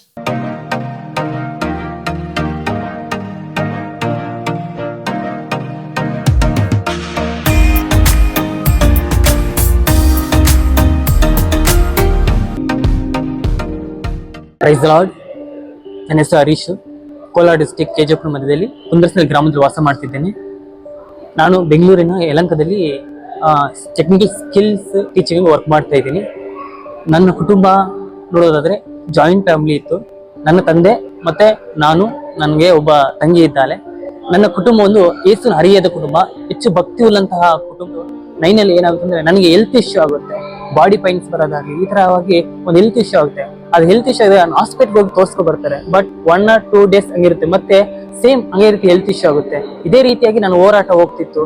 2010 ನಲ್ಲಿ ಏನಂತಂದ್ರೆ ನನ್ನಲ್ಲಿ ರೀತಿಯ ಒಂದು ಪಿಶಾಚಿಯ ಒಂದು ಹೋರಾಟ ಅನ್ನೋದು ಸ್ಟಾರ್ಟ್ ಆಯ್ತು. ಅಂದ್ರೆ ನನ್ನಷ್ಟು ನಾನು ಮಾತಾಡೋದಾಗ್ಲಿ, ನನ್ನಷ್ಟು ನಾನು ಇನ್ನೊಬ್ರ ಹತ್ರ ಹೇಳೋದಾಗ್ಲಿ ಇದ್ದಾಗ, ಅಮಾವಾಸ್ಯೆ ಪಾಡ್ಯ ಬಂದಾಗಂದ್ರೆ ಬೇರೆಯವ್ರ ಪಕ್ಕದಲ್ಲಿ ಜನರನ್ನು ಹೊಡೆಯೋದು, ಈ ತರ ಬಡಿಯೋದು, ಈ ತರ ಅನ್ನೋದು ನನ್ನ ಜೀವಿತದಲ್ಲಿ ಒಂದು ಭಯಂಕರವಾದ ಪಿಶಾಚಿ ಹೋರಾಟ ಅನ್ನೋದು ನನ್ನ ಜೀವಿತದಲ್ಲಿ ಸ್ಟಾರ್ಟ್ ಆಯ್ತು.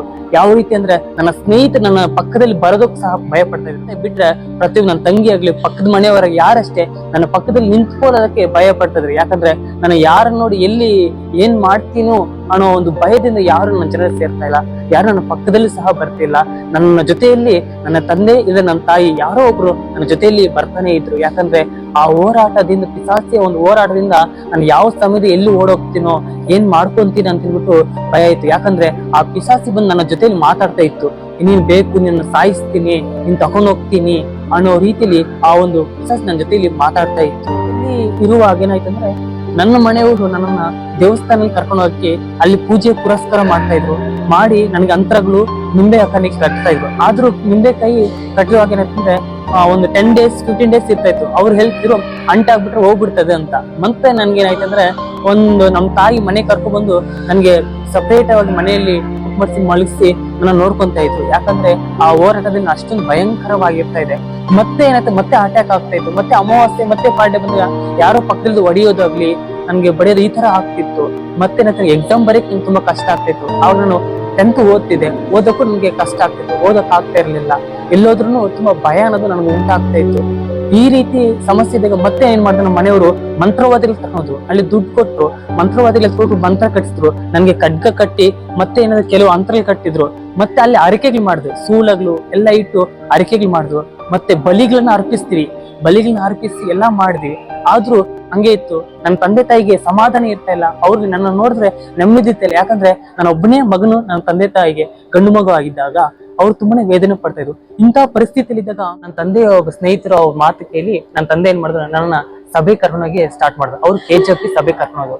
ಸಭೆಗೆ ಅಲ್ಲಿ ಹೋದಾಗ ನನಗೆ ಅಲ್ಲಿ ಪ್ರಾರ್ಥನೆ ಮಾಡಿದ್ರು. ನೆಕ್ಸ್ಟ್ ಮಾರನೇ ದಿನ ಕುಪಂ ಸಭೆಗೆ ನಾನು ಹೋದೆ. ಅಲ್ಲಿ ಸಭೆ ಇಲ್ಬಿಟ್ಟು ದೇವ್ರ ಸಭಾಪಾಲಕರು ಹೇಳ್ತಾರೆ, ನೀನ್ ಎಲ್ಲಾ ರೀತಿಯ ಪಾಪಗಳನ್ನ, ನೀನೇನು ತಪ್ಪುಗಳನ್ನ ದೇವ್ರ ಮುಂದೆ ಅರಿಕೆ ಮಾಡು, ದೇವ್ರ ಮುಂದೆ ತಪ್ಪುಗಳನ್ನ ಒಪ್ಪಿಸ್ಕೊ, ನಿನ್ನ ಶಾಪಕ್ಕಿರನ್ನ ಒಪ್ಪಿಸು, ದೇವ್ರು ಬಿಡುಗಡೆ ಕೊಡ್ತಾರೆ ಅಂತ ಹೇಳಿದ್ರು. ಬೈಬಲ್ ಓದಿದ್ರು. ನಾನು ಅದೇ ರೀತಿಯಾಗಿ ಒಂದು 15 ದಿವಸ ಫಾಲೋ ಮಾಡಿದೆ. 15 ದಿವಸ ಫಾಲೋ ಮಾಡಿದ್ಮೇಲೆ ನನಗೆ 8 ವರ್ಷದ ಇರುವಂತ ಪಿಶಾಚಿ ಹೋರಾಟವನ್ನ ದೇವರು 15 ದಿನದಲ್ಲಿ ಬಿಡುಗಡೆ ಕೊಡ್ತಾರೆ. ಹೆಂಗಂದ್ರೆ 15 ದಿನ ಆ ಒಂದು ಆದ್ಮೇಲೆ ನೆಕ್ಸ್ಟ್ ಅಮಾವಾಸ್ಯೆ ಪಾಡು ಬರ್ತದೆ. ನಮ್ಮ ಮನೆಯಲ್ಲಿ ನನ್ಗೆ ಯಾವುದೇ ರೀತಿಯ ಹಿಂಸೆ ಆಗ್ಲಿಲ್ಲ, ನಾನು ಯಾರಿಗೂ ಹಿಂಸೆ ಪಡ್ತಿಲ್ಲ, ನಮ್ಮ ಮನೆಯವರು ಎಲ್ಲರೂ ಸಂತೋಷ ಪಡ್ತಾರೆ. ಆದ್ರೆ ನನ್ನಲ್ಲಿರುವಂತ ಅಂತರಂಗ ಪಾಪಗಳು ನನ್ಗೆ ಬಿಡುಗಡೆ ಆಗ್ಲಿಲ್ಲ. ಆ ಒಂದು ತಪ್ಪುಗಳು ನನ್ನಲ್ಲಿ ಅದೇ ರೀತಿಯಾಗಿ ಇತ್ತು. ಇಂಥ ಸಮಯದಲ್ಲಿ ಯೇಸು ಬಿಡಿಸಿರೋ ಒಂದು ಕೂಟವನ್ನು ಆಯೋಜಿಸಿದ್ರು. ಆ ಕೂಟದಲ್ಲಿ ಪಾಪದ ಬಗ್ಗೆ ಹೇಳಲ್ಪಟ್ಟರು ಸಭಾಪಾಲಕರು. ಆ ಪಾಪದ ಬಗ್ಗೆ ಹೇಳುವಾಗ ನನಗೆ ಆ ದಿನ ಅಂದ್ರೆ ದೇವರು ಒಂದು ಅಭಿಷೇಕವನ್ನು ತುಂಬಿಸಿ, ಆ ನೀರಿನ ರೀತಿ ತುಂಬಿಸಿ ನನಗೆ ಅವಾಗ ಅನ್ಕೊಂಡು ನನ್ನ ಪಾಪಗಳೆಲ್ಲವೂ ನಾನು ಬಿಡ್ಬೇಕಂದ್ರೂ ಬಿಡಕ್ಕಾಗಿಲ್ಲ. ಆ ಒಂದು ದಿನದಲ್ಲಿ ನಾನು ತುಂಬಾ ಹತ್ತುಕೊಂಡು ಇದ್ದೆ. ಅವಾಗ ಏನಂದ್ರೆ ಮಾರನೇ ದಿನ ನನ್ನಲ್ಲಿ ಒಂದು ಚೇಂಜಸ್ ಆಗಿದೆ. ಎಲ್ಲ ಒಂದು ಪಾಪದಿಂದ ದೇವ್ರು ನನ್ಗೆ ಬಿಡ್ಬೋದು. ಯವ್ವನದ ಪಾಪಗಳಿಂದ ಬಿಡುಗಡೆ ಕೊಟ್ರು, ಒಂದು ಸಿಗರೇಟ್ ಕ್ರಿಯೆಗಳಿಂದ ಬಿಡುಗಡೆ ಕೊಟ್ರು, ಒಂದು ಡ್ರಿಂಕ್ಸ್ ಒಂದು ಕ್ರಿಯೆಯಿಂದ ನನ್ಗೆ ದೇವರು ಬಿಡುಗಡೆ ಕೊಟ್ರು. ಎಲ್ಲ ಒಂದು ಪಾಪದ ಬಿಡುಗಡೆ ಕೊಟ್ಟು ನನ್ಗೆ ತುಂಬಾ ಸಂತೋಷ ಆಯ್ತು. ನನ್ಗೆ ಸಮಾಧಾನ ಅನ್ನೋದು ದೇವರಲ್ಲಿ ನನ್ಗೆ ಸಿಗಲ್ಪಡ್ತು. ಆದರೂ ನನ್ ದೇವರು ಎಲ್ಲ ಒಂದು ಪಾಪದ ಬಿಡುಗಡೆ ಇನ್ನೂ ದೇವರನ್ನ ಅರಿಬೇಕಂತ ನೆನಪು ನನ್ನ ಮನಸ್ಸಲ್ಲಿ ಕೇಳ್ಕೊತಾ ಇದೆ. ದೇವ್ರು ನಾನು ಸತ್ಯವನ್ನು ತಿಳಿದುಕೊಳ್ಳೋಕೆ ಮುಂದೆ ಬಂದೆ. ಅವಾಗ ನನಗೆ ಜೀಸಸ್ ರೆಡಿಮ್ಸ್ ಕಡೆಯಿಂದ ನನಗೆ ಕಾಂಟ್ಯಾಕ್ಟ್ ಸಿಕ್ತು. ಅವಾಗ ಆ ಜೀಸಸ್ ರೆಡಿಮ್ಸ್ ಜೊತೆ ಸೇರಿ ನಾನು ಪ್ರಾರ್ಥಿಸಲು ನಾನು ಮುಂದಾದೆ. ಆಗ ದೇವರ ನಿಜವಾದ ಸತ್ಯವನ್ನ ತಿಳಿದುಕೊಂಡು ಮುಂದಾದೆ. ಅವಾಗ ಒಂದು ಕೂಟವನ್ನ ನಾನು ಸಂಧಿಸಿದೆ. ನಾಲ್ಮೋಡಿಯಿಂದ ಇಗ್ನೇಟರ್ಸ್ ಮೀಟಿಂಗ್ ನ ಅಟೆಂಡ್ ಮಾಡಿ ಮುಗಿಸ್ಕೊಂಡು ಮನೆಗೆ ಬರ್ತೀನಿ. ಮನೆಗೆ ಬಂದಾಗ ನಾನು ಪ್ರಾರ್ಥನೆ, ದೇವ್ರು ಕೊಟ್ಟಂತ ಭಾರವನ್ನು ಇಟ್ಕೊಂಡು ನಾನು ಪ್ರಾರ್ಥನೆ ಮಾಡ್ತೀನಿ. ಪ್ರಾರ್ಥನೆ ಮಾಡಿ ಮಲಗಿದಾಗ ಆಗ ಒಂದು ದಿನ ಆ ರಾತ್ರಿ ಸ್ವಪ್ನದಲ್ಲಿ ದೇವರು ಮಾತನಾಡ್ತಿದ್ದಾರೆ, ಯಾವ ರೀತಿ ಎಜೆಕ್ಲು ಬರೆದ ಪತ್ರಕ್ಕೆ 21ನೇ ಅಧ್ಯಾಯ 29ನೇ ವಾಕ್ಯ ಮುಖಾಂತರವಾಗಿ ಈ ದೇಶವನ್ನು ಹಾಳು ಮಾಡದಂತೆ ಹೋಲಿ ಒಳಗೆ ನಿಂತು ಪ್ರಾರ್ಥಿಸೋ ಒಬ್ಬರನ್ನ ಹುಡುಕ್ತೀನಂತ ದೇವ್ರ ವಾಕ್ಯ ಇದೆ.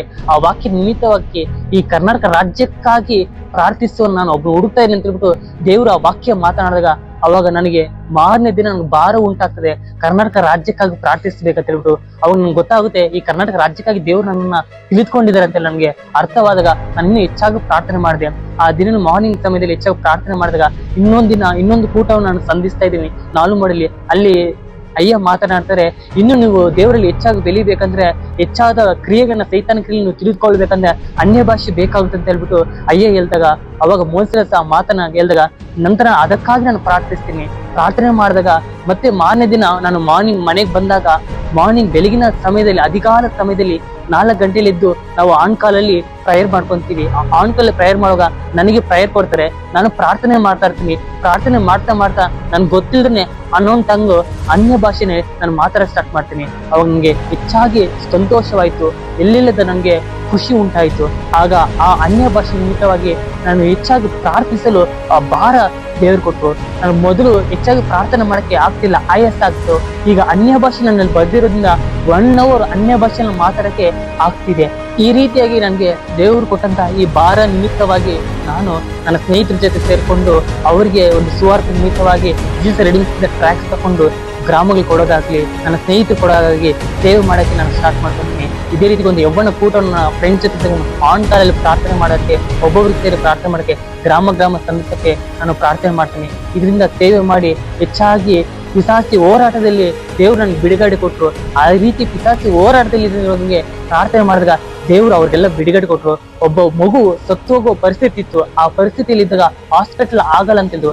ಅಂತ ಮಗುಗೆ ನಾವು ಪ್ರಾರ್ಥನೆ ಮಾಡಿದಾಗ ದೇವರು ಬಿಡುಗಡೆ ಕೊಟ್ಟರು. ಇದೇ ರೀತಿಯಾಗಿ ನನ್ನ ಸ್ನೇಹಿತರಿಗೂ ಒಂದು ಪಿಶಾಚಿ ಹೋರಾಟದಲ್ಲಿ ಇದ್ದಾಗ ನಾನು ಪ್ರಾರ್ಥನೆ ಮಾಡಿದೆ, ದೇವರು ಆ ಕ್ರಿಯೆಗಳಿಗೆ ಬಿಡುಗಡೆ ಕೊಟ್ಟಿದ್ದಾರೆ. ಈ ರೀತಿಯಾಗಿ ಪಿಶಾಚಿ ಹೋರಾಟದಿಂದ ಪಾಪದ ಕ್ರಿಯೆಗಳಿಂದ ತುಂಬಿದಂತ ನನ್ನನ್ನ ದೇವರು ಬಿಡುಗಡೆ ಕೊಟ್ಟು ನಾನು ಯಾವ ರೀತಿ ನನ್ನ ಜೊತೆ ಸ್ನೇಹಿತರ ಜೊತೆ ನಾನು ಪಾಪದಲ್ಲಿ ಕ್ರಿಯೆಗಳಲ್ಲಿ ಇದ್ದು ಆ ಸ್ನೇಹಿತರ ಜೊತೆ ದೇವರ ಒಂದು ವಾರ್ತೆನ, ದೇವರ ಒಂದು ವಾಕ್ಯವನ್ನ ಹೇಳಿಕೊಳ್ಳುವ ರೀತಿ ದೇವರ ನಾಮನ ಮಹಿಮೆ ಒಂದು ರೀತಿಯಲ್ಲಿ ನನ್ನ ದೇವರು ಉಪಯೋಗಿಸ್ಕೊಂಡಿದ್ದಾರೆ. ನನ್ನ ಬಲದಿಂದ ಅಲ್ಲ, ಪರಾಕ್ರಮದಿಂದ ಅಲ್ಲ, ದೇವರ ಆತ್ಮದಿಂದಲೇ ಆಗಿದ್ದು ಎಲ್ಲಾ ರೀತಿಯಲ್ಲಿ ದೇವರು ನನ್ನ ಉಪಯೋಗಿಸಿದ್ದಾರೆ.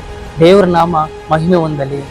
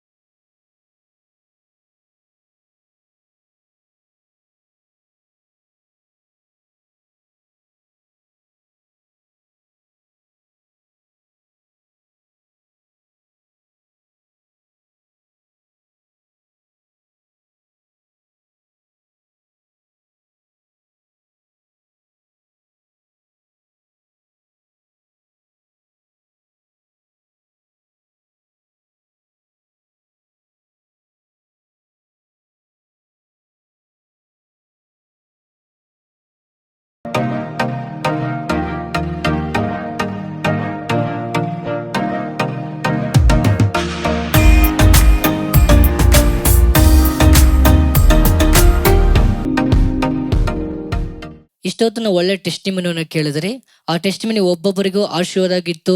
ನೀವು ಒಬ್ಬೊಬ್ಬರ ವಿಶ್ವಾಸ ಬಲಪಡಿಸ್ತಂತ ನಾನು ಕರ್ತನಲ್ಲಿ ನಂಬ್ತೀನಿ. ಈ ಸಮಯವು ನಾವು ಬಹು ಮುಖ್ಯವಾದ ಸಮಯದಲ್ಲಿ ನಾವು ಬಂದಿದ್ದೇವೆ, ಪ್ರಾರ್ಥನೆಯ ಸಮಯ. ಈ ದಿವಸ ಕೂಡ ನಾವು 4 ಅಂಶಗಳಿಗಾಗಿ ನಾವೆಲ್ಲರೂ ಸೇರಿ ಪ್ರಾರ್ಥನೆ ಮಾಡೋಣ.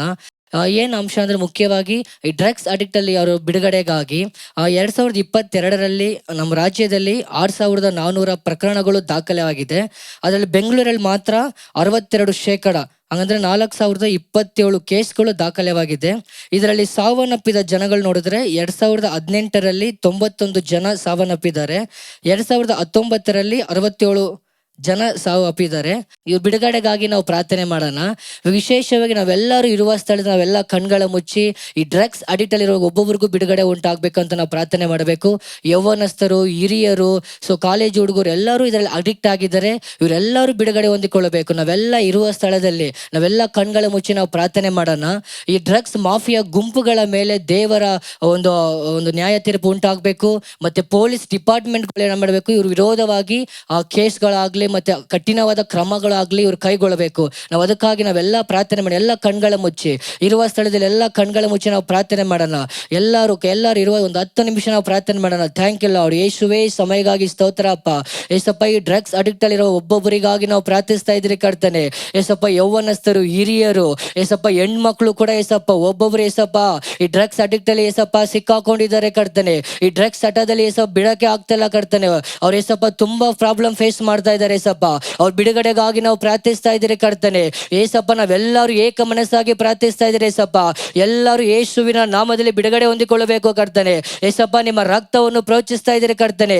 ಈ ಡ್ರಗ್ಸ್ ಅಡಿಕ್ಟ್ ಇಂದ ಏಸಪ್ಪ ಎಷ್ಟೋ ಜನ ತನ್ನ ಜೀವಿತವನ್ನು ಹಾಳು ಮಾಡ್ಕೊಂತಾ ಇದ್ದಾರೆ, ತನ್ನ ಪರಿಶುದ್ಧವನ್ನು ಹಾಳು ಮಾಡ್ಕೊಂತಾ ಇದ್ದಾರೆ. ಹೆಣ್ಮಕ್ಳು, ಯೌವನಸ್ಥರು ಅನೇಕರು ಏಸಪ್ಪ ತನ್ನ ಪರಿಶುದ್ಧವನ್ನು ಕಳೆದುಕೊಳ್ಳುತ್ತಾ ಇದ್ದಾರೆ ಏಸಪ್ಪ.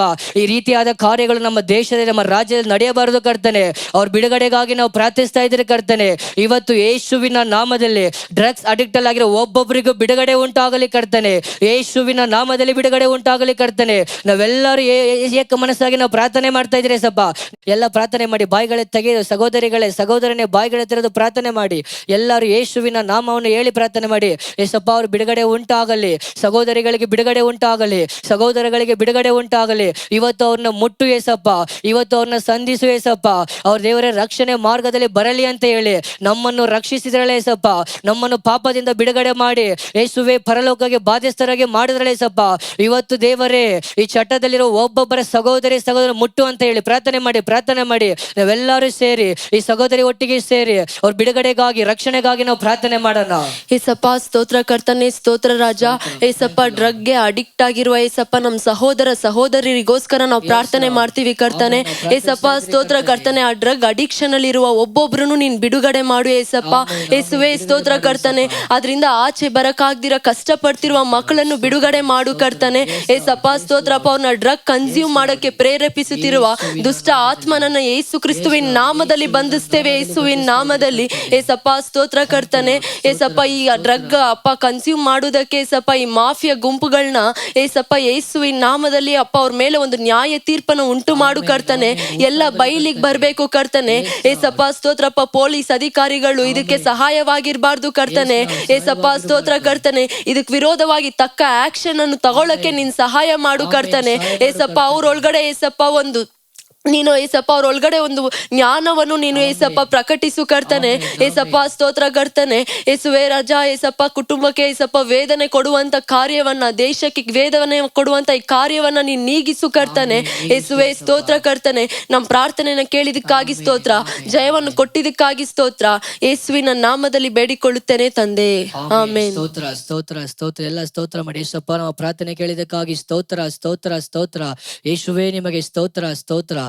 ಹಾಲೆಲೂಯ. ಇನ್ನೊಂದು ವಿಷಯಕ್ಕಾಗಿ ನಾವು ಪ್ರಾರ್ಥನೆ ಮಾಡೋಣ. ಯೋವೇಲ್ 2:28 ಹೇಳಲ್ಪಟ್ಟಿದೆ, ಕಡೆ ಕಾಲದಲ್ಲಿ ಮಾಂಸವಾಗಿ ಎಲ್ಲರ ಮೇಲೆ ನಾನು ಆತ್ಮನು ಸುರಿಸುತ್ತೇನೆ ಅಂತ. ಆ ರೀತಿಯಾಗಿ ನಮ್ಮ ಕರ್ನಾಟಕ ರಾಜ್ಯದಲ್ಲಿ ಪರಿಶುದ್ಧಾತ್ಮನ ಹತ್ತಿ ಉರಿಯಲ್ಪಡಬೇಕು. ಎಲ್ಲ ಕಣ್ಗಳ ಮುಚ್ಚಿ, ಇರುವ ಸ್ಥಳದ ಕಣ್ಗಳ ಮುಚ್ಚಿ ಪ್ರಾರ್ಥನೆ ಮಾಡೋಣ. ಹಾಲೆಲೂಯ. ಕಡೆ ಕಾಲದಲ್ಲಿ ಮಾಂಸವಾಗಿರೋ ಎಲ್ಲರ ಮೇಲೆ ನಾನು ಆತ್ಮನು ಸುರಿಸುತ್ತೇನೆ ಅಂತ ಏಸಪ್ಪ ವಾಗ್ದಾನ ಮಾಡಿದ್ದಾರೆ. ಅವ್ರ ವಾಗ್ದಾನ ಪ್ರಕಾರವಾಗಿಯೇ ಯೌವನಸ್ಥರ ಮೇಲೆ ಪರಿಶುದ್ಧಾತ್ಮನ ಸುರಿಸಲ್ಪಡಬೇಕು, ಚಿಕ್ಕ ಮಕ್ಕಳ ಮೇಲೆ ಪರಿಶುದ್ಧಾತ್ಮನ ಸುರಿಸಲ್ಪಡಬೇಕು. ಎಲ್ಲ ಬಾಯಿಗಳ ತೆರೆದು ಹೇಳಿ ಪ್ರಾರ್ಥನೆ ಮಾಡಿ. ನಿಮ್ಮ ಮನೆಯಲ್ಲಿ ಯೌವನಸ್ಥರು ಇರಬಹುದು, ನಿಮ್ಮ ಗೊತ್ತಿರೋರು ಯೌವನಸ್ಥರು, ಚಿಕ್ಕ ಮಕ್ಕಳು ಇರಬಹುದು, ಅವರೆಲ್ಲ ಏಸಪ್ಪ ಕಡೆ ಕಾಲದಲ್ಲಿ ಎತ್ತಿ ಉಪಯೋಗಿಸಲ್ಪಡಬೇಕು. ಅವ್ರ ಮೇಲೆ ಬಲವಾಗಿ ಪರಿಶುದ್ಧಾತ್ಮನ ಸುರಿಸಲ್ಪಡಬೇಕು. ಎಲ್ಲ ಪ್ರಾರ್ಥನೆ ಮಾಡಿ. ಏಸಪ್ಪ, ಈ ಸಮಯದಲ್ಲಿ ಎಲ್ಲ ಯೌವನಸ್ಥರಿಗಾಗಿ, ಏಸಪ್ಪ ಎಲ್ಲ ಚಿಕ್ಕ ಮಕ್ಕಳಿಗಾಗಿ ಪ್ರಾರ್ಥಿಸ್ತಾ ಇದ್ದೀರಿ ಕರ್ತನೆ. ನೀವು ವಾಗ್ದಾನ ಮಾಡಿರೋ ಪ್ರಕಾರವಾಗಿಯೇ ಯೋವೇಲ್ 2:28 ಹೇಳಿರೋ ಪ್ರಕಾರವಾಗಿ ಕರ್ತನೆ, ಅವರ ಮೇಲೆ ಪರಿಶುದ್ಧಾತ್ಮನ ಸುರಿಸಲ್ಪಡಲಿ. ಅವ್ರ ಮೇಲೆ ದೇವರ ಅಭಿಷೇಕದ ಬೆಂಕಿ ಇಳಿಯಲ್ಪಡಲಿ. ಏಸಪ್ಪ, ಬೆಂಕಿಯನ್ನು ಹಾಕಲು ಬಂದೆ ಅಂತ ಹೇಳಿದ್ರಲ್ಲ ಕರ್ತನೆ, ಆ ಬೆಂಕಿ ಒಬ್ಬೊಬ್ಬರ ಮೇಲೆ ಹತ್ತಿ ಉರಿಯಲಿ ಯೇಸುವಿನ ನಾಮದಲ್ಲಿ. ಅವ್ರ ಮೇಲೆ ಪರಿಶುದ್ಧಾತ್ಮನೆ ಸುರಿಸಲ್ಪಡಲಿ. ಸ್ವಲ್ಪ ಹೇಳಿ ಪ್ರಾರ್ಥನೆ ಮಾಡಿ. ಸಾಧ್ಯವಾದ ನಿಮಗೆ ಗೊತ್ತಿರುವ ಎಲ್ಲ ಚಿಕ್ಕ ಮಕ್ಕಳ ಹೆಸರು ಹೇಳಿ ಪ್ರಾರ್ಥನೆ ಮಾಡಿ. ಯೌವನಸ್ಥರ ಸಹೋದರಗಳ ಹೆಸರು ಹೇಳಿ ಪ್ರಾರ್ಥನೆ ಮಾಡಿ. ಯೇಸುವಿನ ನಾಮದಿಂದ ಹೇಳಿ, ಯೇಸುವಿನ ನಾಮವನ್ನು ಉಪಯೋಗಿಸಿ ಹೇಳಿ. ಏಸಪ್ಪ, ಎಲ್ಲ ಯೌವನಸ್ಥರ ಮೇಲೆ ನೀವು ಹೇಳಿರೋ ವಾಗ್ದಾನ ಪ್ರಕಾರವಾಗಿ ಅಭಿಷೇಕ ಇಳಿಯಲಿ, ಚಿಕ್ಕ ಮಕ್ಕಳ ಮೇಲೆ ಅಭಿಷೇಕ ಇಳಿಯಲಿ ಅಂತ ಹೇಳಿ ಪ್ರಾರ್ಥನೆ ಮಾಡಿ. ಈ ಸಹೋದರನ ಒಟ್ಟಿಗೆ ಸೇರಿ ನಾವೆಲ್ಲರೂ ಸೇರಿ ಪ್ರಾರ್ಥನೆ ಮಾಡೋಣ. Thank you Lord, thank you Father. ಏಸಪ್ಪ ನಿಮಗೆ ಸ್ತೋತ್ರ, ಆಮೆನ್. ಸ್ತೋತ್ರ ಆಮೆನ್. ತಂದೆಯೇ. ಸ್ತೋತ್ರ, ಸ್ತೋತ್ರ. ಅಪ್ಪ ನಾವೆಲ್ಲರೂ ಯವನಸ್ಥರಾಗಿ ಆಮೆನ್. ಸೇರಿ ನಿಮ್ಮನ್ನು ನೋಡಿ ಪ್ರಾರ್ಥನೆ ಮಾಡುತ್ತೇವೆ ಆಮೆನ್. ತಂದೆಯೇ. Yes, ನಿಮ್ಮ Lord. ವಾಕ್ಯ ಹೇಳುವ ಪ್ರಕಾರ ತಂದೆಯೇ, Yes, Lord. ಮಾಂಸವಾಗಿರುವ ಎಲ್ಲರ ಮೇಲೆ ನಿನ್ನ ಆತ್ಮವನ್ನು ಸುರಿಸಿನೆಂದು ಹೇಳಿದ ವಾಕ್ಯದ ಪ್ರಕಾರ ಏಸಪ್ಪ ಯೇಸಪ್ಪ, ಎಲ್ಲ ಹೇಳಿದ ಯವನಸ್ಥರ ಯೇಸಪ್ಪ. ಮೇಲೆ ಈ ಆಮೆನ್. ಉಜ್ಜೀವನದ ಬೆಂಕಿ ಹಾಕಲ್ಪಡಲಿ ಆಮೆನ್. ಯೇಸುವಿನ ಹಾಕಲ್ಪಡಲಿ. ನಾಮದಲ್ಲಿ ತಂದೆಯೇ. ಯೇಸುವಿನ ನಾಮದಲ್ಲಿ ಯವನಸ್ಥರ ಹಾಕಲ್ಪಡಲಿ. ದರ್ಶನಗಳು ಕಾಣುವರು ಎಂದು ಆಮೆನ್. ನಿಮ್ಮ ವಾಗ್ದಾನ ಹೇಳಿದರಲ್ಲ ಹೇಳಿದರಲ್ಲ ಯೇಸುವೆ, ನಾವು ಪ್ರಾರ್ಥನೆ ಮಾಡುತ್ತೇವೆ. ಆಮೆನ್. ಆಮೆನ್. ಯವನಸ್ಥರ ಕಣ್ಣುಗಳು ತೆರೆಯಿರಿ, ಆಮೆನ್. ನಿಮ್ಮ ತೆರೆಯಿರಿ. ದರ್ಶನಗಳು ಕಾಣಲಿ ಯೇಸಪ್ಪ. ಆಮೆನ್. ಆಮೆನ್. ಕಡೆಯ ಕಾಲದ ದರ್ಶನಗಳು ಕಾಣಲಿ Yes, Lord. ಕಾಣಲ್ಪಡಲಿ. ಯೇಸುವಿನ ಆತ್ಮಿಕ ನಾಮದಲ್ಲಿ. ತೆರೆಯಲ್ಪಡಲಿ. ಮಕ್ಕಳ ಮೇಲೆ ನಿಮ್ಮ ಆತ್ಮನ್ನು ಸುರಿಸುವೆನೆಂದು ಆಮೆನ್. ವಾಗ್ದಾನ ಮಾಡಿದ್ದೀರಲ್ಲ. ಆಮೆನ್. ಒಂದೊಂದು ಮಾಡಿದ್ದೀರಲ್ಲ ಚಿಕ್ಕ ಯೇಸಪ್ಪ. ಮಕ್ಕಳು ಪ್ರವಾದನೆ ಹೇಳಬೇಕು ಯೇಸಪ್ಪ. Yes, Lord. ಒಂದೊಂದು ಸಭೆಯಲ್ಲಿ ಪ್ರವಾದನೆ ಹೇಳುವ ಆಮೆನ್. ಹೇಳಲಿ. ಚಿಕ್ಕ ಮಕ್ಕಳು ಎಚ್ಚರಲಿ ಆಮೆನ್. ಯೇಸುವಿನ ನಾಮದಲ್ಲಿ ಯೇಸುವಿನ ತಂದೆ ನಾಮದಲ್ಲಿ ಉಜ್ಜೀವನದ ಹೇಳಲಿ. ಬೆಂಕಿ ಆಮೆನ್. ಹಾಕಲ್ಪಡಲಿ. ಆಮೆನ್. ನಮ್ಮ ಹಾಕಲ್ಪಡಲಿ ಪ್ರಾರ್ಥನೆ ಕರ್ತನೇ. ಕೇಳುವುದಕ್ಕಾಗಿ ಸ್ತೋತ್ರ. ಆಮೆನ್. ಆಮೆನ್. ಯೇಸುವಿನ ನಾಮದಲ್ಲಿ ಪ್ರಾರ್ಥನೆ ಮಾಡುತ್ತೇವೆ ತಂದೆ. ಆಮೇನ್ ಆಮೇನ್ ಆಮೇನ್. ಎಲ್ಲ ಸ್ತೋತ್ರ ಮಾಡಿ. ಕರ್ತನೆ, ನಮ್ಮ ಪ್ರಾರ್ಥನೆ ಕೇಳಿದಕ್ಕಾಗಿ ಸ್ತೋತ್ರ. ಸ್ತೋತ್ರ ಹೇಳಿ ಬಾಯಿಗಳ ಹತ್ರ ಸ್ತೋತ್ರ ಮಾಡಿ. ಏಸಪ್ಪ, ಪ್ರಾರ್ಥನೆ ಕೇಳಿದಕ್ಕಾಗಿ ಸ್ತೋತ್ರ. ಚಿಕ್ಕ ಮಕ್ಕಳು ಯೌವನಸ್ಥರನ್ನು ಎಬ್ಬಿಸಿದಕ್ಕಾಗಿ ಸ್ತೋತ್ರ ಕರ್ತನೆ.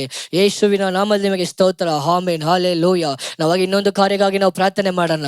ಹಾಲೆಲೂಯ. ವಾಕ್ಯ, ಅದೇ ವಾಕ್ಯದಲ್ಲಿ ಬರೆಯಲ್ಪಟ್ಟಿದೆ, ಕಡೆ ಕಾಲದಲ್ಲೇ ಸೇವಕರ ಮೇಲೆ ನಾನು ಆತ್ಮನು ಸುರಿಸುತ್ತೇನೆ, ಹಿರಿಯರ ಮೇಲೆ ನಾನು ಆತ್ಮನು ಸುರಿಸುತ್ತೇನೆ ಅಂತ. ಎಲ್ಲರ ಮೇಲೆ ಆ ಪರಿಶುದ್ಧ ಆತ್ಮನು ಸುರಿಸಲ್ಪಡಬೇಕು. ನಮ್ಮ ಕರ್ನಾಟಕದಲ್ಲಿ ಎಲ್ಲ ಸೇವಕರ ಮೇಲೆ, ಸೇವಕಿಗಳ ಮೇಲೆ, ಹಿರಿಯರ ಮೇಲೆ ದೇವರ ಪರಿಶುದ್ಧಾತ್ಮನ ಸುರಿಸಲ್ಪಡಬೇಕು. ಎಲ್ಲ ಪ್ರಾರ್ಥನೆ ಮಾಡಿ, ಪ್ರಾರ್ಥನೆ ಮಾಡಿ. ನಿಮ್ಮ ಸೇವಕರು ನೆನೆಸು ಪ್ರಾರ್ಥನೆ ಮಾಡಿ.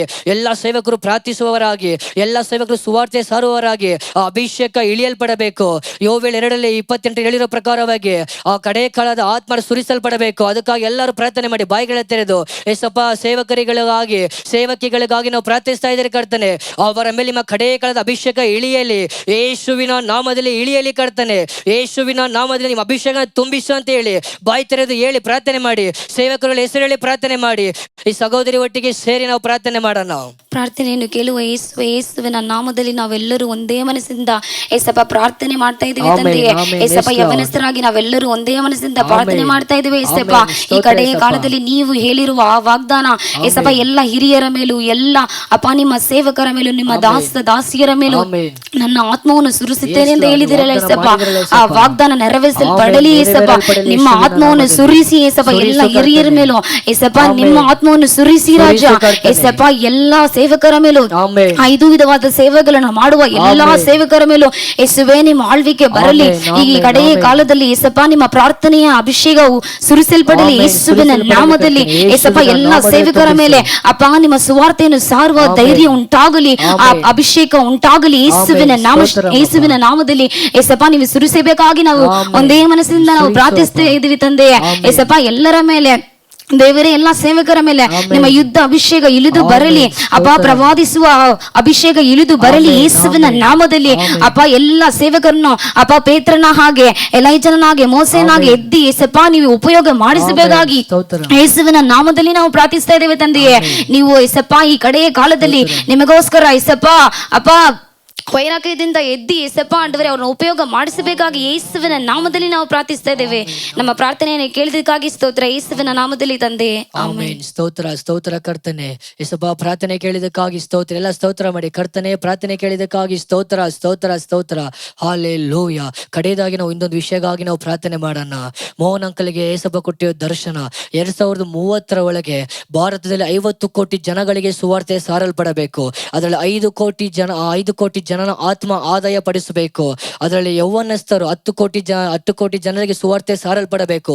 1 ಕೋಟಿ ಆತ್ಮ ಆದಾಯ ಪಡಿಸಬೇಕು. ಈ ದರ್ಶನ ನೆರವೇರ್ಪಡಬೇಕು ಅಂತ ಅದಕ್ಕಾಗಿ ನಾವು ಪ್ರಾರ್ಥನೆ, ಎಲ್ಲ ಕಣ್ಗಳ ಮುಚ್ಚಿ ಕ್ರಮವಾಗಿ ನಾವು ಪ್ರಾರ್ಥನೆ, ಕಣ್ಗಳ ಮುಚ್ಚಿ ಕರಗಳ ಎತ್ತಿ ಏಸಪ್ಪ ಈ ದರ್ಶನಗಾಗಿ ಸ್ತೋತ್ರ ಕರ್ತನೆ. ಏಸಪ್ಪ, ಈ ದರ್ಶನ ಯೇಸುವಿನ ನಾಮದಲ್ಲಿ ನೆರವೇರಲ್ಪಡಲಿ. ದೇವರ ಇದಕ್ಕೆ ನಾಯಕರಾಗಿರೋ ಮೋಹನ್ ಸಿಲಾಜರ್ ಅಂಕಲ್ಗಾಗಿ ನಾವು ಪ್ರಾರ್ಥನೆ ಮಾಡ್ತಾ ಇದ್ದೀರಿ ಸಪ್ಪ. ಸಹೋದರಿಗೆ ಒಳ್ಳೆ ಸುಖವನ್ನು, ಬಲವನ್ನು, ಆರೋಗ್ಯವನ್ನು, ಆಯುಸ್ಸು ನಾಟ್ಗಳು ದೇವರೇ ದಯಪಾಲಿಸ ಕರ್ತನೆ. ಏಸಪ್ಪ, ದೇವರೇ ರೆಸ್ಟ್ ಇಲ್ದರೆ ಓಡುತ್ತಾ ಇದ್ದಾರೆ ಸಪ್ಪ. ನಿಮ್ಮ ದೇವದಾಸರಿಗೆ ಒಳ್ಳೆ ಬಲವನ್ನು ಕೊಡು ಕರ್ತನೆ, ಆರೋಗ್ಯವನ್ನು ದಯಪಾಲಿಸ ಕರ್ತನೆ. ಯೇಸುವಿನ ನಾಮದಿಂದ ನಿಮ್ಮ ಬಲ ಇಳಿದು ಬರಲಿ ಕರ್ತನೆ. ವಿಶೇಷವಾಗಿ ದೇವರೇ ಭಾರತ ಪೂರ್ತಿಯಾಗಿ ಎಲ್ಲ ಪ್ರಾರ್ಥನೆ ಮಾಡಿ ನೀವು ಬಾಯಿಗಳ ತೆರೆದು ಪ್ರಾರ್ಥನೆ ಮಾಡಿ. 50 ಕೋಟಿ ಜನಗಳಿಗೆ ಸುವಾರ್ತೆ ಸಾರಲ್ಪಡಬೇಕು ಕರ್ತನೆ. ಏಸಪ್ಪ, 5 ಕೋಟಿ ಆತ್ಮಗಳನ್ನು ಆದಾಯ ಪಡಿಸಕ್ಕೆ ಕೃಪೆ ಕೊಡು ಕರ್ತನೆ. ಅದಕ್ಕೆ ತಡೆಯಾಗಿರುವ ಎಲ್ಲ ತಡೆಗಳು ಅಗಲಿ ಹೋಗಲಿ ಯೇಸುವಿನ ನಾಮದಲ್ಲಿ. ಏಸಪ್ಪ, ವಿಶೇಷವಾಗಿ ಕರ್ತನೆ ಯೌವನಸ್ಥರಿಗಾಗಿ ನಾವು ಏಸಪ್ಪ 10 ಕೋಟಿ ಜನರು ಏಸಪ್ಪ ದೇವರೇ ಆತ್ಮಗಳಿಗೆ ಸುವಾರ್ತೆ ಸಾರುವುದೇ ಕೃಪೆ ಕೊಡು ಕರ್ತನೆ. 10 ಕೋಟಿ ಟಾರ್ಗೆಟ್ ನಾವು ಮುಗಿಸಕ್ಕೆ ಕೃಪೆ ಕೊಡು ಕರ್ತನೆ. 1 ಕೋಟಿ ಆತ್ಮಗಳನ್ನು ದೇವರೇ ಆದಾಯ ಪಡಿಸಕ್ಕೆ ಕೃಪೆ ಕೊಡು ಕರ್ತನೆ. ಅದು ತಡೆ ಮಾಡುವ ಎಲ್ಲ ತಡೆಗಳು ಅಗಲಿ ಹೋಗಲಿ. ಯೌವನಸ್ಥ ರಕ್ಷಣೆ ಹೊಂದದಾಗೆ ತಡೆ ಮಾಡುವ ಕ್ರಿಯೆಗಳು ಅಗಲಿ ಹೋಗಲಿ ಕರ್ತನೆ. ಯೇಸುವಿನ ನಾಮದಲ್ಲಿ 2030 ಒಳಗೆ ನೀವು ಕೊಟ್ಟಿರುವ ಈ ದರ್ಶನ ಮಾಡಿ ಮುಗಿಸ ಕೃಪೆ ಕೊಡು ಕರ್ತನೆ. ಅದಕ್ಕಾಗಿ ಓಡುತ್ತಿರುವ ಎಲ್ಲರನ್ನು ಬಲಪಡಿಸು, ಆಶ್ರಯಿಸು ಕರ್ತನೆ, ಉಪಯೋಗಿಸು ಕರ್ತನೆ. ಯೇಸುವಿನ ನಾಮದಲ್ಲಿ ನೀವು ಆ ರೀತಿಯಾಗಿ ನೀವು ಮಾಡಿದಕ್ಕಾಗಿ, ಈ ದರ್ಶನ ನೆರವೇರೋಕೆ ನೀವು ಕೊಟ್ಟ ಕೃಪೆಗಾಗಿ ಸ್ತೋತ್ರ ಸ್ತೋತ್ರ ಸ್ತೋತ್ರ. ಎಲ್ಲ ಸ್ತೋತ್ರ ಮಾಡಿ ಕರ್ತನೆ. ಈ ದರ್ಶನಗಳೆಲ್ಲ ಮುಗಿಸೋಕೆ ನೀವು ಕೃಪೆ ಕೊಟ್ಟಿದ್ದಕ್ಕಾಗಿ ಸ್ತೋತ್ರ. ಅದಕ್ಕಾದ ಬಲವನ್ನು, ಅದಕ್ಕಾದ ಎಲ್ಲ ಕಾರ್ಯಗಳು ಸಂಧಿಸಿದಕ್ಕಾಗಿ ಸ್ತೋತ್ರ ಕರ್ತನೆ. ಯೇಸುವೇ ನಿಮಗೆ ಸ್ತೋತ್ರ. ಎಲ್ಲ ಸ್ತೋತ್ರ ಮಾಡಿ ಯೇಸುವೇ ನಿಮಗೆ ಸ್ತೋತ್ರ, ಯೇಸುವೇ ನಿಮಗೆ ಸ್ತೋತ್ರ. ಯೇಸಪ್ಪ ನಾವು ಇದುವರೆಗೂ ಮಾಡಿದ ಎಲ್ಲ ಪ್ರಾರ್ಥನೆಗಳಿಗೆ ನೀವು ದೇವರೇ ಸದ್ದುತ್ತರ ಕೊಟ್ಟಿದ್ದಕ್ಕಾಗಿ ಸ್ತೋತ್ರ. ಆಮೇನ್ ಅಂತ ಉತ್ತರ ಕೊಟ್ಟಿದ್ದಕ್ಕಾಗಿ ಸ್ತೋತ್ರ ಕರ್ತನೆ. ಯೇಸುವಿನ ನಾಮದಲ್ಲಿ ನಾವು ಪ್ರಾರ್ಥಿಸ್ತಾ ಇದ್ರಿ ಕರ್ತನೆ. ಆಮೇನ್ ಆಮೇನ್ ಆಮೇನ್. ಇಷ್ಟೊತ್ತು ನಾವು ಪ್ರಾರ್ಥನೆ ಮಾಡಿದ್ದೇವೆ. ನಮ್ಮ ಪ್ರಾರ್ಥನೆ ಯೇಸಪ್ಪ ಕೇಳಿದ್ದಾರೆ. ನಾವು ನೆಕ್ಸ್ಟ್ ಸೆಷನ್ಗೆ ಹೋಗೋಣ. Over to worship time.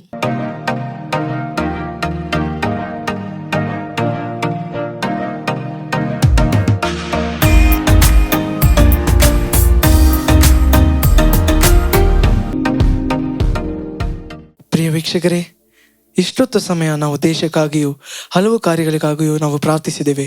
ದೇವರು ನಿಶ್ಚಯವಾಗಿ ಉತ್ತರ ಕೊಡುತ್ತಾನೆ. ಈ ಸಮಯದಲ್ಲಿ ಕೂಡ ನಾವು ಒಂದು ಮುಖ್ಯವಾದ ಕಾರ್ಯಕ್ಕೆ ಬಂದಿದ್ದೇವೆ. ಅದು ದೇವರನ್ನು ಆರಾಧಿಸುವ ಒಂದು ಸಮಯ. ನೀವು ಯಾವ ಕೆಲಸ ಮಾಡುತ್ತಿದ್ದರೂ ಅವುಗಳನ್ನೆಲ್ಲ ಬಿಟ್ಟು ದೇವರಿಗೆ ಈ ಸಮಯವನ್ನು ಕೊಡಿರಿ. ನೀವು ಕೊಡುವ ಪ್ರತಿಯೊಂದು ನಿಮಿಷವನ್ನು ಆತನು ಘನಪಡಿಸುತ್ತಾನೆ. ನಿಮ್ಮ ಜೀವಿತದಲ್ಲಿ ಒಂದು ಅದ್ಭುತವನ್ನು ಎದುರು ನೋಡುತ್ತಾ ಇರುವಂಥ ನಿಮ್ಮ ಪ್ರತಿಯೊಬ್ಬರನ್ನು ದೇವರು ಈ ದಿನದಲ್ಲಿ ಸಂಧಿಸುತ್ತಾನೆ. ನಿಮ್ಮ ಜೀವಿತದಲ್ಲಿ ಒಂದು ಅದ್ಭುತವನ್ನು ಮಾಡುತ್ತಾನೆ. ನಾವು ಸೇರಿ ಹಾಡೋಣ. ಅದ್ಭುತ ಮಾಡಪ್ಪ ನಮ್ಮ ಜೀವಿತದಿ, ನಿಮ್ಮನ್ನೇ ನಂಬುವುದು ಯೇಸಪ್ಪ. ಅದ್ಭುತ ಮಾಡಪ್ಪ ನಮ್ಮ ಜೀವಿತದಲ್ಲಿ ಒಂದು ಅದ್ಭುತವನ್ನು ಮಾಡಿರಿ ಯೇಸಪ್ಪ. ಈ ಕಾರ್ಯಕ್ರಮವನ್ನು ನೋಡುತ್ತಿರುವ ಪ್ರತಿಯೊಬ್ಬರನ್ನು ದೇವರೇ ನೀವು ನೋಡಿರಿ ಅಪ್ಪ. ನಿಮ್ಮನ್ನೇ ನಂಬಿರುವೆವು ಯೇಸಪ್ಪ. ನಿಮ್ಮಂತೆ ಯಾರು ಇಲ್ಲಪ್ಪ, ನಿಮ್ಮಂತೆ ಯಾರು ಇಲ್ಲ ಯೇಸಪ್ಪ.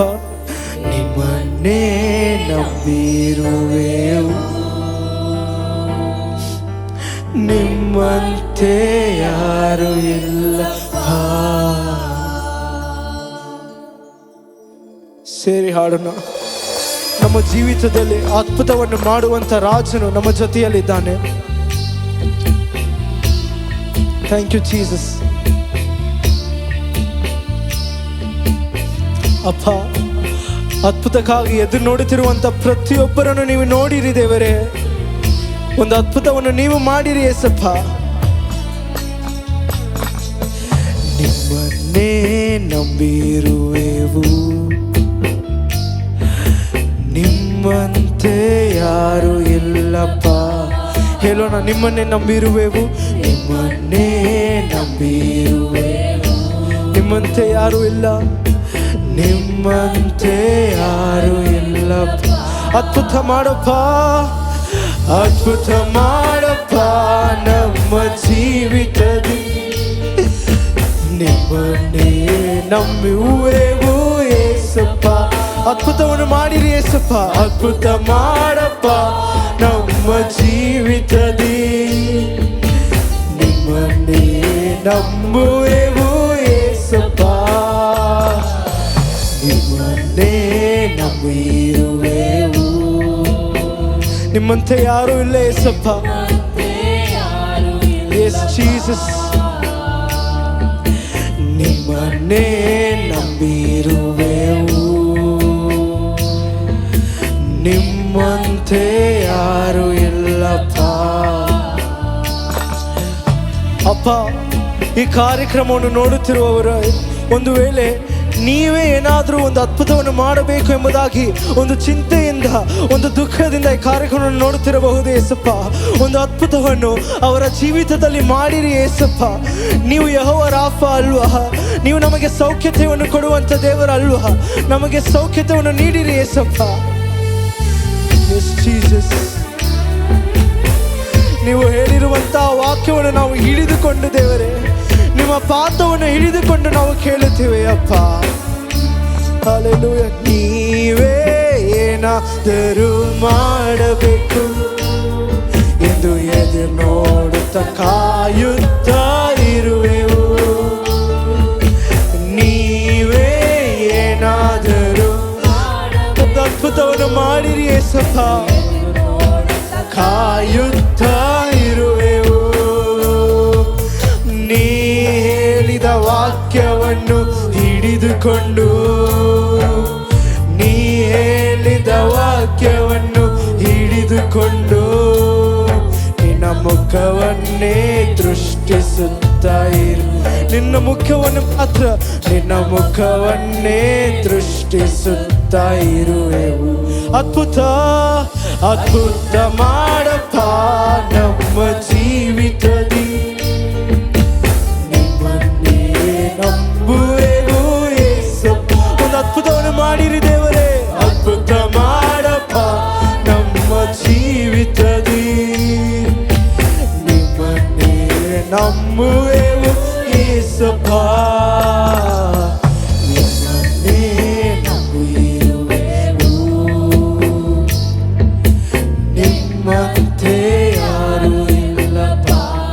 ನಿಮ್ಮನ್ನು ಮಾತ್ರ ನಂಬಿರುವೆವು ಯೇಸಪ್ಪ.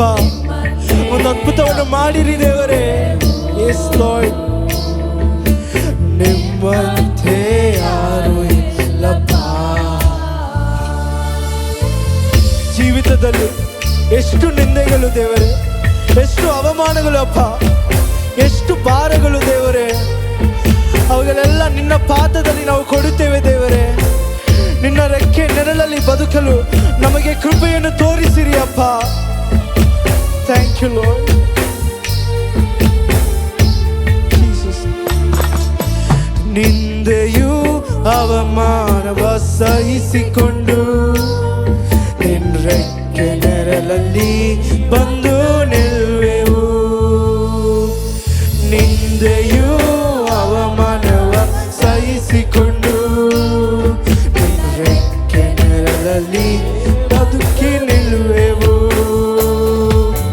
ನಿಶ್ಚಯ ನೀ ಮಾಡುವೆ ಎಂದು ನಂಬಿ, ನಿಶ್ಚಯ ನೀ ಮಾಡುವೆ ಎಂದು ನಂಬಿ ನಿನ್ನ ಕರವನ್ನೇ ದೃಷ್ಟಿಸುತ್ತಾ.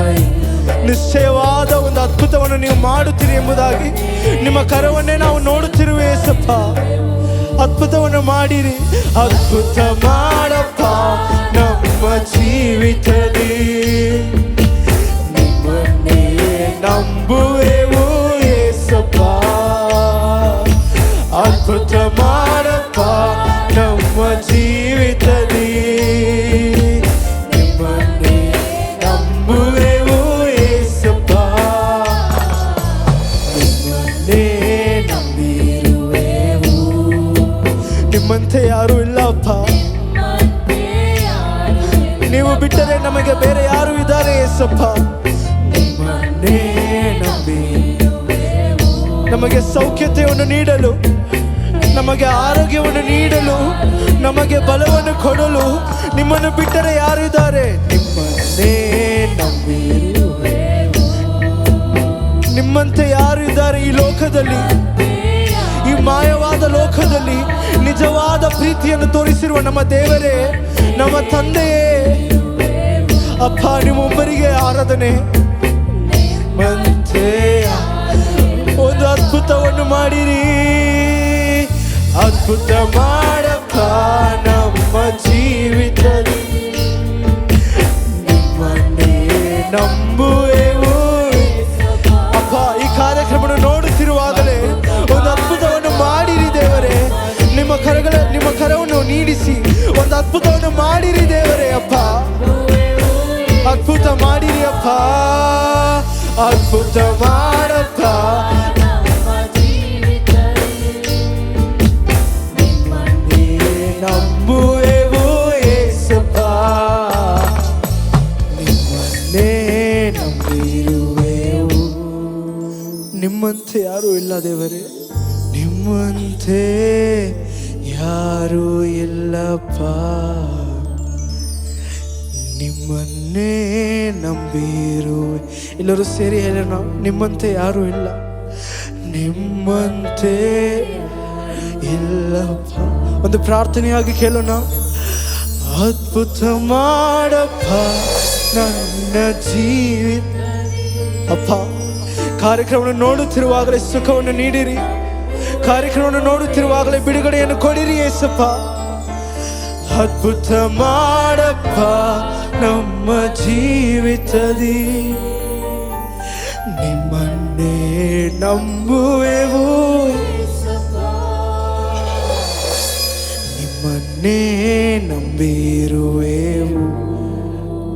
ಅದ್ಭುತ ಮಾಡಲು ನಿಮ್ಮಂತೆ ಯಾರು ಇಲ್ಲಪ್ಪ, ನಮಗೆ ಸುಖವನ್ನು ನೀಡಲು ನಿಮ್ಮನ್ನೇ ನಂಬಿರು, ನಮ್ಮ ಕಟ್ಟುಗಳಿಂದ ನಮಗೆ ಬಿಡುಗಡೆಯನ್ನು ಕೊಡಲು ನಿಮ್ಮಂತೆ ಯಾರೂ ಇಲ್ಲಪ್ಪ.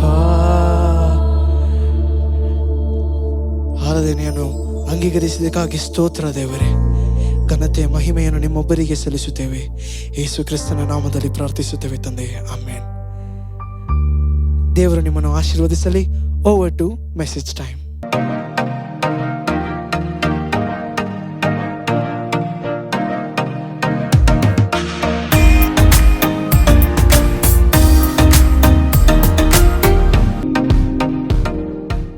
ನಾವೀಗ ದೇವರ ವಾಕ್ಯವನ್ನು ಕೇಳಲಿದ್ದೇವೆ. ಹಿಂದಿನ ಅಧಿವೇಶನಗಳ ಮೂಲಕ ದೇವರು ನಿಮ್ಮೊಡನೆ ಮಾತನಾಡಿದ್ದಾರೆ ಅಂತ ನಾನು ನಂಬ್ತೀನಿ. ಈಗಲೂ ಈ ಅಂತಿಮ ಅಧಿವೇಶನದಲ್ಲಿ ನಾವು ದೇವರ ವಾಕ್ಯವನ್ನು ಕೇಳಲಿದ್ದೇವೆ. ದೇವರ ವಾಕ್ಯವು ನಮ್ಮ ಜೀವನದಲ್ಲಿ ಬರುವಾಗ ದೇವರ ವಾಕ್ಯವು ಹೇಳ್ತದೆ, ಅದು ವ್ಯರ್ಥವಾಗಿ ದೇವರ ಬಳಿಗೆ ಹಿಂತಿರುಗುವುದಿಲ್ಲ. ದೇವರಿಗೆ ಇಷ್ಟವಾದುದನ್ನು ಅದು ಸಾಧಿಸುತ್ತದೆ. ದೇವರು ಅದನ್ನು ಕಳುಹಿಸಿದ ಕಾರ್ಯದಲ್ಲಿ ಅದು ಯಶಸ್ವಿಯಾಗುತ್ತದೆ. ಯೋಹಾನನ ಸುವಾರ್ತೆ 15ನೇ ಅಧ್ಯಾಯ 5ರಿಂದ 7ನೇ ವಾಕ್ಯಗಳಲ್ಲಿ ಕರ್ತ ಯೇಸು ಇದನ್ನು ಕುರಿತು ಮಾತನಾಡಿದ್ದಾರೆ. ನೀವು ನನ್ನಲ್ಲಿರಬೇಕು, ನನ್ನ ವಾಕ್ಯಗಳು ನಿಮ್ಮಲ್ಲಿ ನೆಲೆಗೊಳ್ಳುವಾಗ ನೀವು ಬಹಳ ಫಲಗಳನ್ನು ಕೊಡುವಿರೆಂದು ಕರ್ತನಾದ ಯೇಸು ಕ್ರಿಸ್ತನು ಹೇಳುತ್ತಾನೆ. ದೇವರು ನಮ್ಮನ್ನು ಯಾಕೆ ಆರಿಸಿಕೊಂಡಿದ್ದಾರೆ ಅಂದರೆ, ದೇವರಿಗೆ ಇಷ್ಟವಾಗುವ ಜೀವನವನ್ನು ನಡೆಸಿ ಬಹಳ ಫಲಗಳನ್ನು ಕೊಡುವುದಕ್ಕಾಗಿಯೇ ನಮ್ಮನ್ನು ಆರಿಸಿಕೊಂಡಿದ್ದಾರೆ. ಈ ಲೋಕದಲ್ಲಿ ಅನೇಕ ವಿಧವಾದ ಜನರು ಬದುಕ್ತಿದ್ದಾರೆ. ಎಲ್ಲರೂ ದೇವರಿಗೆ ಇಷ್ಟವಾಗುವ ಕೆಲಸಗಳನ್ನ ಮಾಡ್ತಿದ್ದಾರಾ? ಇಲ್ಲ. ಲೋಕದಲ್ಲಿ ನೋಡೋದಾದರೆ ಅನೇಕ ಪಾಪಗಳು ನಡೆಯುತ್ತಿವೆ, ಅನ್ಯಾಯಗಳು ನಡೆಯುತ್ತಿವೆ. ದೇವರಿಗೆ ಇಷ್ಟವಿಲ್ಲದ ಕಾರ್ಯಗಳು ಲೋಕದಲ್ಲಿ ನಡೆಯುತ್ತಾ ಇದೆ. ಅದರ ಮಧ್ಯದಲ್ಲಿ ದೇವರು ಒಂದು ಯೌವನ ಗುಂಪಿನ ಜನರಿಗಾಗಿ ನಿರೀಕ್ಷಿಸುತ್ತಾ ಇದ್ದಾರೆ. ಯಾಕೆ ಅಂತ ನಿಮ್ಗೆ ಗೊತ್ತಾ? ಭೂಮಿಯಲ್ಲಿ ದೇವರಿಗೆ ಇಷ್ಟವಾಗುವ ಕಾರ್ಯಗಳನ್ನು ಮಾಡಲು, ದೇವರ ಉದ್ದೇಶವನ್ನು ನೆರವೇರಿಸಲು ದೇವರು ಒಂದು ಗುಂಪಿನ ಯೌವನಸ್ಥರಿಗಾಗಿ ನಿರೀಕ್ಷಿಸುತ್ತಿದ್ದಾರೆ. ಭೂಮಿಯಲ್ಲಿ ದೇವರು ಇಷ್ಟಪಡುವ ಫಲಭರಿತವಾದ ಜೀವನವನ್ನು ನಡೆಸುವ ಯುವ ಜನರಿಗಾಗಿ ದೇವರು ಹುಡುಕುತ್ತಿದ್ದಾರೆ. ಈ ರೀತಿ ದೇವರಿಗೆ ಫಲ ನೀಡುವ ಜೀವನವನ್ನು ನಡೆಸಲು ನಾವು ಏನ್ ಮಾಡಬೇಕು? ಇದರ ಬಗ್ಗೆನೇ ಇವತ್ತು ನಾವು ನೋಡಿ ಪ್ರಾರ್ಥಿಸಲಿದ್ದೇವೆ. ಆದಿಕಾಂಡದಲ್ಲಿ 49ನೇ ಅಧ್ಯಾಯ 22ನೇ ವಚನದಲ್ಲಿ ನೋಡೋದಾದ್ರೆ ಯೋಸೇಫನ ಬಗ್ಗೆ ಒಂದು ಪ್ರವಾದನೆ ಹೇಳಲಾಗಿದೆ. ಅವನು ಫಲವತ್ತಾದ ದ್ರಾಕ್ಷಿ ಗಿಡ ಎಂದು. ಇದು ಯೋಸೇಫನ ಬಗ್ಗೆ ಹೇಳಲಾಗಿದೆ. 49ನೇ ಅಧ್ಯಾಯ 22ನೇ ವಚನದಲ್ಲಿ ನೋಡಿ, ಯೋಸೇಫನು ಫಲವತ್ತಾದ ದ್ರಾಕ್ಷಿ ಗಿಡ ಒರತೆಯ ಬಳಿಯಲ್ಲಿ ಬೆಳೆದು ರೆಂಬೆಗಳನ್ನು ಗೋಡೆಯ ಆಚೆಗೆ ಚಾಚಿರುವ ಫಲವೃಕ್ಷದಂತಿದ್ದಾನೆ ಎಂದು ಹೇಳಲಾಗಿದೆ. ಯೋಸೇಫನು ಫಲವತ್ತಾದ ಜೀವನವನ್ನು ನಡೆಸಿದನು. ನಮ್ಮೆಲ್ಲರಿಗೂ ಚೆನ್ನಾಗಿ ಗೊತ್ತಿದೆ. ನಾವು ಬಾಲ್ಯದಿಂದಲೇ ಸಂಡೇ ಸ್ಕೂಲಲ್ಲಿ ಇದ್ರ ಬಗ್ಗೆ ಕೇಳ್ತಾ ಬಂದಿದ್ದೀವಿ. ಆ ಕಥೆಯಿಂದ ದೇವರು ನನಗೆ 5 ವಿಷಯಗಳನ್ನು ಹೇಳಲು ಹೇಳಿದ್ದಾರೆ. ನಾನು ಅದನ್ನು ನಿಮಗೆ ವಿವರಿಸ್ತೇನೆ. ನಂತರ ದೇವರಿಗೆ ಒಪ್ಪಿಸಿಕೊಟ್ಟು ಪ್ರಾರ್ಥನೆ ಮಾಡೋಣ. ಮೊದಲನೇದಾಗಿ, ಯೋಸೇಫನು ಫಲವತ್ತಾದ ಜೀವನವನ್ನು ನಡೆಸಲು ಮೊದಲ ಕಾರಣ ಏನು ಅಂದ್ರೆ, ಅವನು ಕರ್ತನೊಂದಿಗೆ ಹೊಂದಿದ್ದ ಗಾಢವಾದ ಸಂಬಂಧ.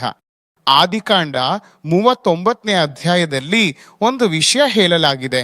ಆದಿಕಾಂಡ 39ನೇ ಅಧ್ಯಾಯ 2ನೇ ವಚನದಲ್ಲಿ ಯೆಹೋವನು ಯೋಸೇಫನ ಸಂಗಡ ಇದ್ದದರಿಂದ ಅವನು ಏಳಿಗೆಯಾಗಿದ್ದನು ಎಂದು ಹೇಳಲಾಗಿದೆ. 3ನೇ ವಚನದಲ್ಲಿ ಯೆಹೋವನು ಯೋಸೇಫನ ಸಂಗಡವಿದ್ದು ಅವನು ಮಾಡುವ ಕೆಲಸವನ್ನೆಲ್ಲ ಸಫಲವಾಗುವಂತೆ ಮಾಡುತ್ತಾನೆಂದು ಅವನ ದಣಿಲು ತಿಳಿದು ಎಂದು ಹೇಳಲಾಗಿದೆ. ಹಾಗಿದ್ರೆ ಕರ್ತನು ಯೋಸೇಫನೊಂದಿಗಿದ್ದನು. ಯಾಕೆ ಕರ್ತನು ಯೋಸೇಫನೊಂದಿಗಿದ್ದನು? ಯಾಕಂದ್ರೆ ಅವನಿಗೂ ದೇವರಿಗೂ ನಡುವೆ ಒಂದು ಸುಂದರವಾದ ಮತ್ತು ಆಳವಾದ ಐಕ್ಯತೆ ಇತ್ತು. ಅವನಿಗೆ ದೇವರೊಂದಿಗೆ ಉತ್ತಮವಾದ ಸಂಬಂಧವಿತ್ತು. ಯೋಸೇಫನು ದೇವರೊಂದಿಗೆ ಮಾತನಾಡುತ್ತಿದ್ದನು ಮತ್ತು ದೇವರು ಕೂಡ ಅವನೊಂದಿಗೆ ಮಾತನಾಡುತ್ತಿದ್ದರು. ಪ್ರತಿದಿನವೂ ಕರ್ತನು ಯೋಸೇಫನೊಂದಿಗೆ ಮಾತನಾಡುತ್ತಿದ್ರು ಮತ್ತು ಯೋಸೇಫನು ಕರ್ತನೊಂದಿಗೆ ಮಾತನಾಡುತ್ತಿದ್ದನು. ಯೋಸೇಫನು ಕರ್ತನೊಂದಿಗೆ ನಿರಂತರ ಬಾಂಧವ್ಯವನ್ನು ಹೊಂದಿದ್ದರಿಂದ ಅವನು ಫಲವತ್ತಾದ ಜೀವನವನ್ನು ನಡೆಸಲು ಸಾಧ್ಯವಾಯಿತು. ಎಲ್ಲವೂ ಕೂಡ ಅಲ್ಲಿಂದಲೇ ಪ್ರಾರಂಭವಾಗುತ್ತದೆ. ಹಲ್ಲೆಲೂಯಾ. ನೀವು ಕರ್ತನಿಗಾಗಿ ಬಹಳ ಫಲವನ್ನ ಕೊಡಬೇಕಾದ್ರೆ ನೀವು ಕರ್ತನೊಂದಿಗೆ ಆಳವಾದ ಸಂಬಂಧವನ್ನ ಹೊಂದಿರಬೇಕು. ಆವಾಗಲೇ ಇವು ದೇವರಿಗಾಗಿ ದೊಡ್ಡ ಕಾರ್ಯಗಳನ್ನು ಮಾಡಲು ಸಾಧ್ಯವಾಗುತ್ತದೆ. ಇದುವೇ ಸ್ಟಾರ್ಟಿಂಗ್ ಪಾಯಿಂಟ್. ಯೋಹಾನನ ಸುವಾರ್ತೆಯಲ್ಲಿ ಯೇಸು ಹೇಳ್ತಾರೆ, ನೀವು ನನ್ನನ್ನು ಬಿಟ್ಟು ಏನೋ ಮಾಡ್ಲಾರಿರಿ.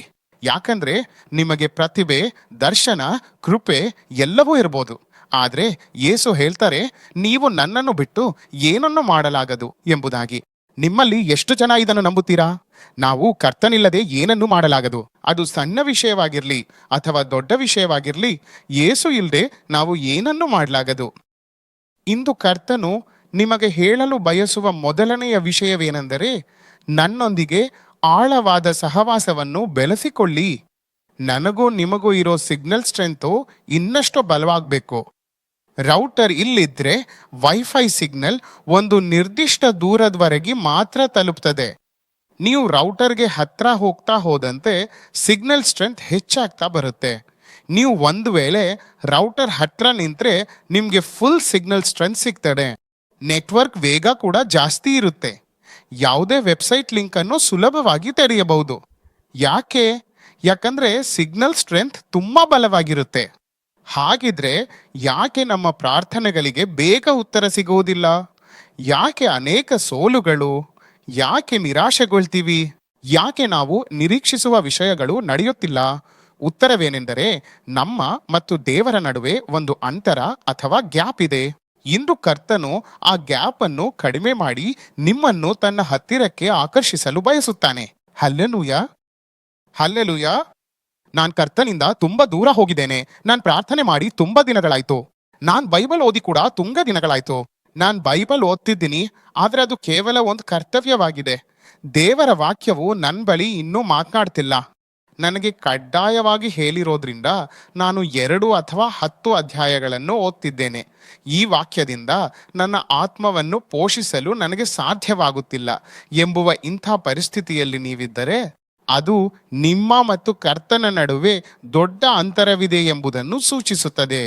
ನಿಮ್ಮ ಮತ್ತು ದೇವರ ನಡುವಿನ ಸೇತುವೆ ಮುರಿದು ಹೋಗಿದೆ. ಇಂದು ಕರ್ತನು ನಿಮ್ಮ ಮತ್ತು ಅವರ ನಡುವಿನ ಸಂಬಂಧದ ಸೇತುವೆಯನ್ನು ಪುನಃ ನಿರ್ಮಿಸಲು ಇಷ್ಟಪಡುತ್ತಾರೆ. ನೀವು ಹೇಳೋದಾದ್ರೆ, ಕರ್ತನೆ, ನಾನು ನಿಮ್ಮೊಂದಿಗಿರಲು ಇಷ್ಟಪಡ್ತೇನೆ. ಕರ್ತನೆ, ದಯವಿಟ್ಟು ನನ್ನೊಂದಿಗೆ ಮಾತನಾಡಿ. ಕರ್ತನೆ, ನಾನು ನಿಮ್ಮೊಂದಿಗೆ ಮಾತನಾಡುತ್ತೇನೆ ಎಂದು. ಇಂದು ನಿಮ್ಮ ಮತ್ತು ದೇವರ ನಡುವಿನ ಸಂಬಂಧ ಮತ್ತೆ ಅರಳುತ್ತದೆ. ಎರಡನೇದೇನೆಂದ್ರೆ, ಯೋಸೇಫನು ಫಲವತ್ತಾದ ಜೀವನವನ್ನು ನಡೆಸಲು ಸಾಧ್ಯವಾಯಿತು.